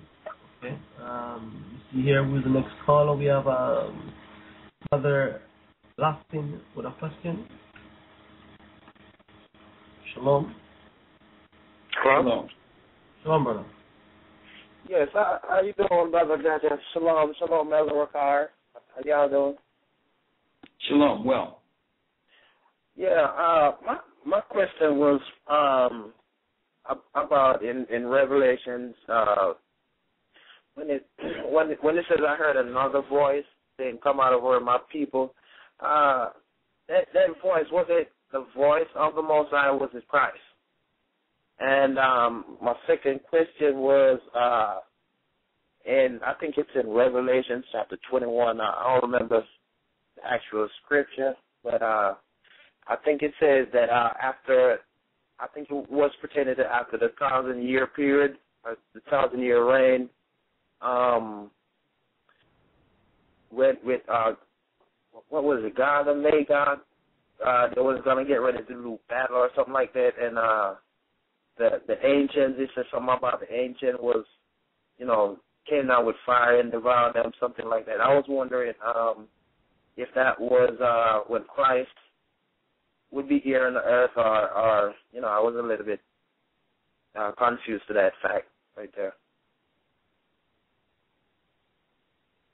Okay, I understood the first part of your question, but what is the second part of your question again? When with I think it was after the millennium when with the I think it's in Revelation chapter 20 or 21. Talking about after 1,000 years is loose, when Satan is loosed after the 1,000 years? Yes, sir. And I think it went into it was gathering to fight against us when we were in that land. And the Most High came down out of heaven with fire and devoured them, something like that. But I was misunderstanding, Okay. First of all, that word Gog and Magog in the Revelations 20, answering the last question and going backwards. Okay. When you go to Revelations 20, that Gog and Magog is a different translation in the Greek. So you cannot that to the Gog and Magog in Ezekiel, because that's a deceptive tool to throw you off from the judgment of Satan. You look in your Strong's Concordance and see Gog and Magog, you're going to see entirely different links compared to the Hebrew Gog and Magog. Gog and Magog in Revelations 20, when you look at your Strong's, will be Antichrist and Antichrist party. Oh, okay. That's what it translates to in the Greek. Now, what will happen after the 1,000 years, Satan is going to be loose, and he's going to anoint a leader amongst the Gentiles who are still living. And they're going to whip the people up in a frenzy, those who will be destroyed, to come against Jerusalem at the end of Christ's 1,000-year reign. Right. So Christ would be already here in earth with us, reigning through that 1,000 years. Okay. Yeah, because Christ ruled for 1,000 years, and it tell you in 1 Corinthians 15, 26 through 28, that after Christ put all things under his feet, that's including the devil and death, he will hand it to the Father. So that's showing you that Christ will rule in the earth. Now, the second question you gave me, the first question about who's saying, come out of my people, it's the Most High. Oh, okay. Because I thought of that, because I was saying. But listen, it's the Most High through the Holy Spirit. Because Christ said he must die, because if he didn't die, the Holy Spirit would not come, that teaches us all things and gives us understanding. Right. So through that death, that Holy Spirit that ascended on Christ is not exclusive to him anymore. He passed so that he can pass that on to many. Yes. So that voice comes from the throne of the Most High, sent by the Holy Spirit. Okay. Yes, sir. That answered my question. Brother Gocc, I had a question for you, sir. Are you familiar with the Trelawney here in Jamaica? The who? Trelawney. Like Duncan's, Clarkstown. Talking to me, right? And huh? Was that a question for me? Yes. Am I familiar with Duncan in Trelawney? Yes. Yeah, man. Well familiar with it. You know if there's any brothers or sisters in that area? Because I think I might have to go down there and do some work, you know. There's a sister in Discovery Bay. That's the only sister I know right now who is on that side of the island. Okay, in Discovery Bay. Yeah, that's the closest point to Duncan's I can think of right now off my head, where there's someone who's a member of the church. Okay. Well, you know, I was the brother that called in the other week, the truck driver, and you know, right now they got us on layoff, so you know, they ain't really making no money. But you know, is it okay if I give my information over the air, or? When you go back in the queue, I'll get someone to come and take your information, and we can link up there. Okay then. All right then. I appreciate it, Brother Elder Rockans and Brother Gocc, and you know, stay along. All right, blessing. Yeah, all right. Okay. Yeah, brother Shamawala, just take that information from it. Let me see. I think Elder Gabar wanted to come in. See, Elder Gabar, you there?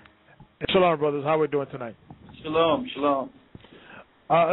Join the show. Elder Ricard, you know, when I look at all the religions that started in the Americas, the Jehovah's Witnesses, the Mormons, the Seventh-day Adventists, they originally, of course, we all know that the people behind them that not only funded them were Jewish, and they started with a pro-Jewish doctrine, if you will.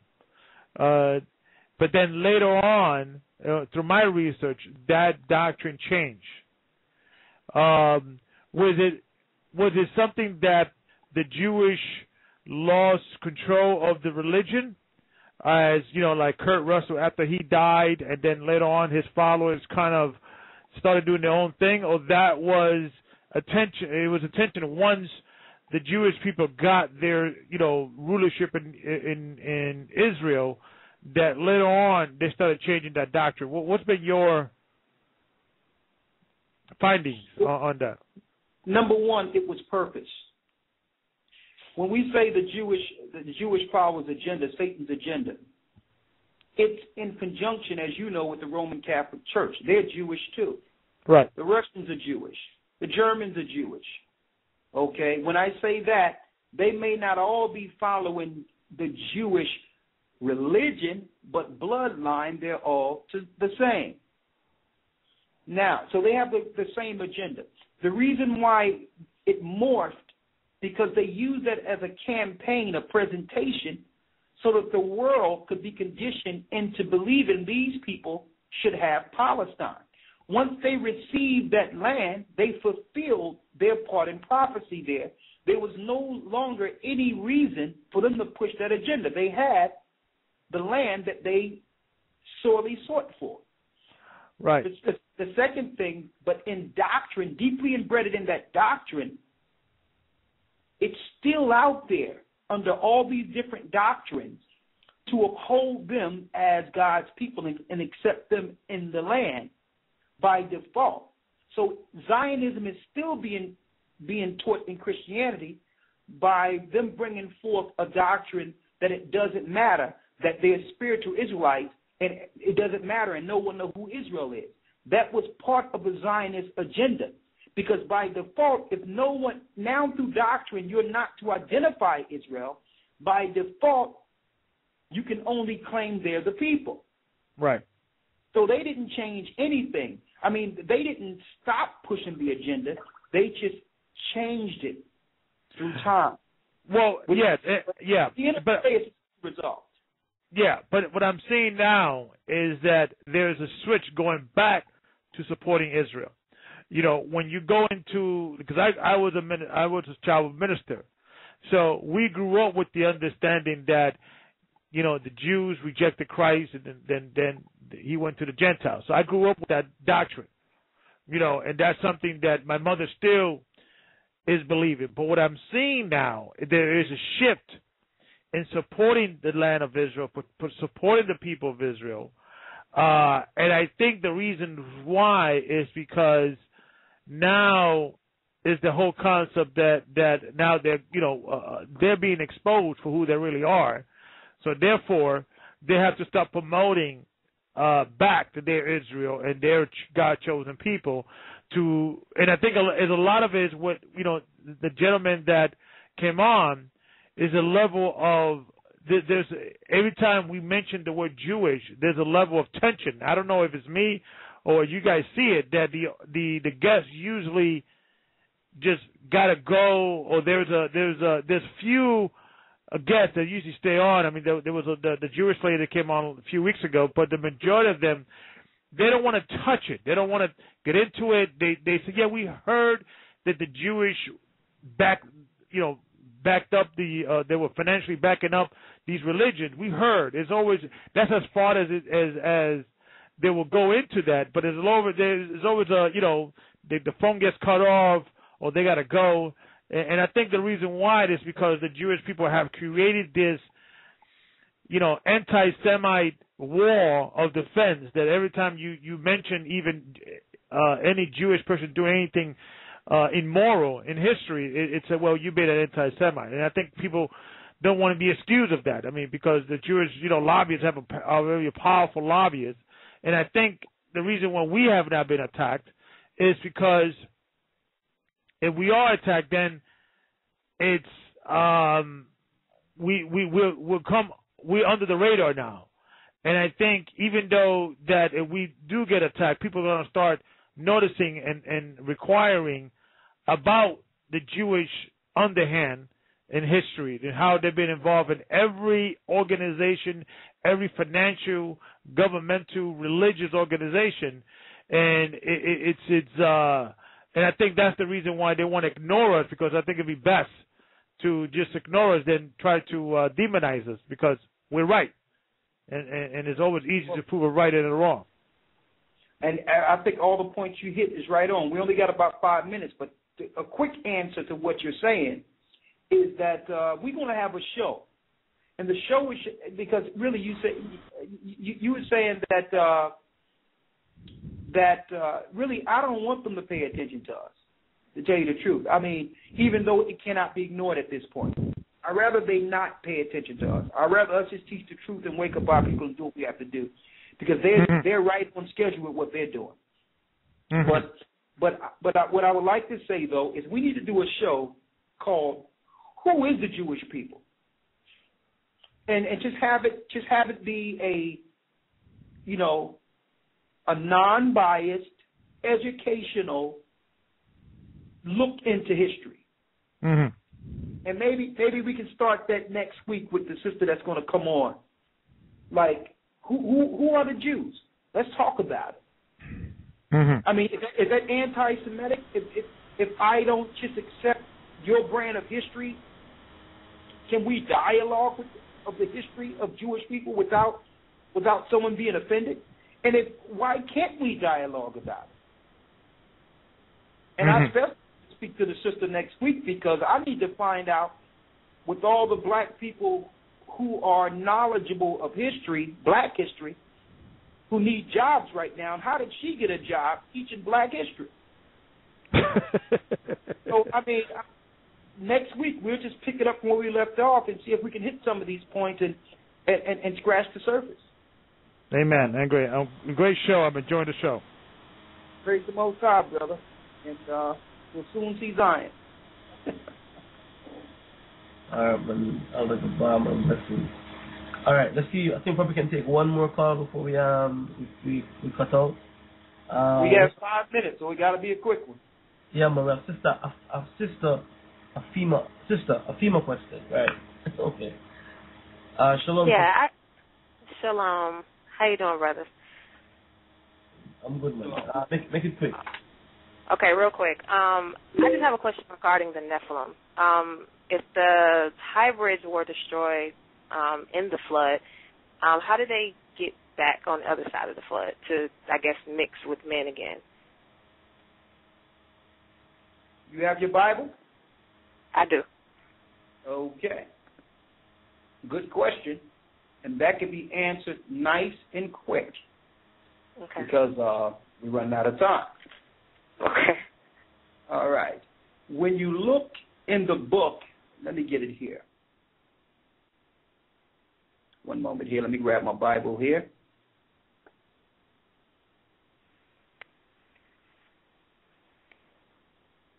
Deuteronomy, the 3rd chapter. Okay.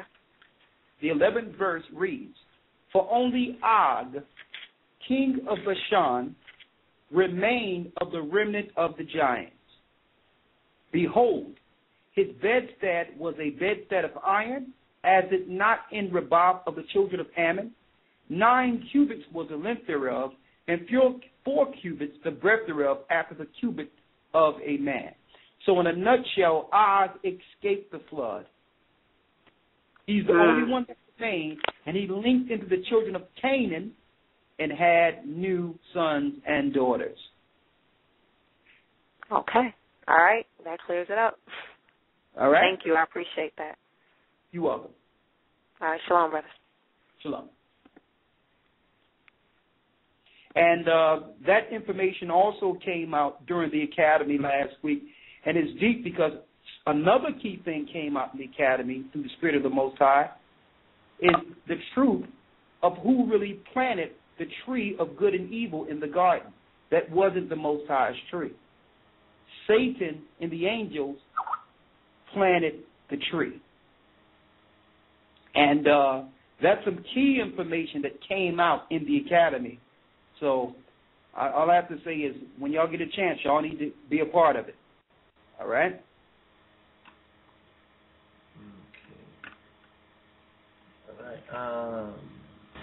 Okay.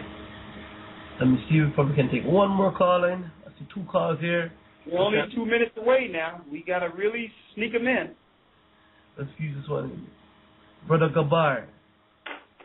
Hey, shalom, Mark. Shalom. Shalom. Shalom. Hey, I got a quick question. Hey, brother, I was doing about this rapture stuff. You know, they say Christ, he only came 2 times. But according to the scriptures I'm reading, and I'll stand corrected if so, in the book, he was born once, and then he told Mary Magdalene, I believe, don't touch me. I haven't received unto my Father. I believe it's in John chapter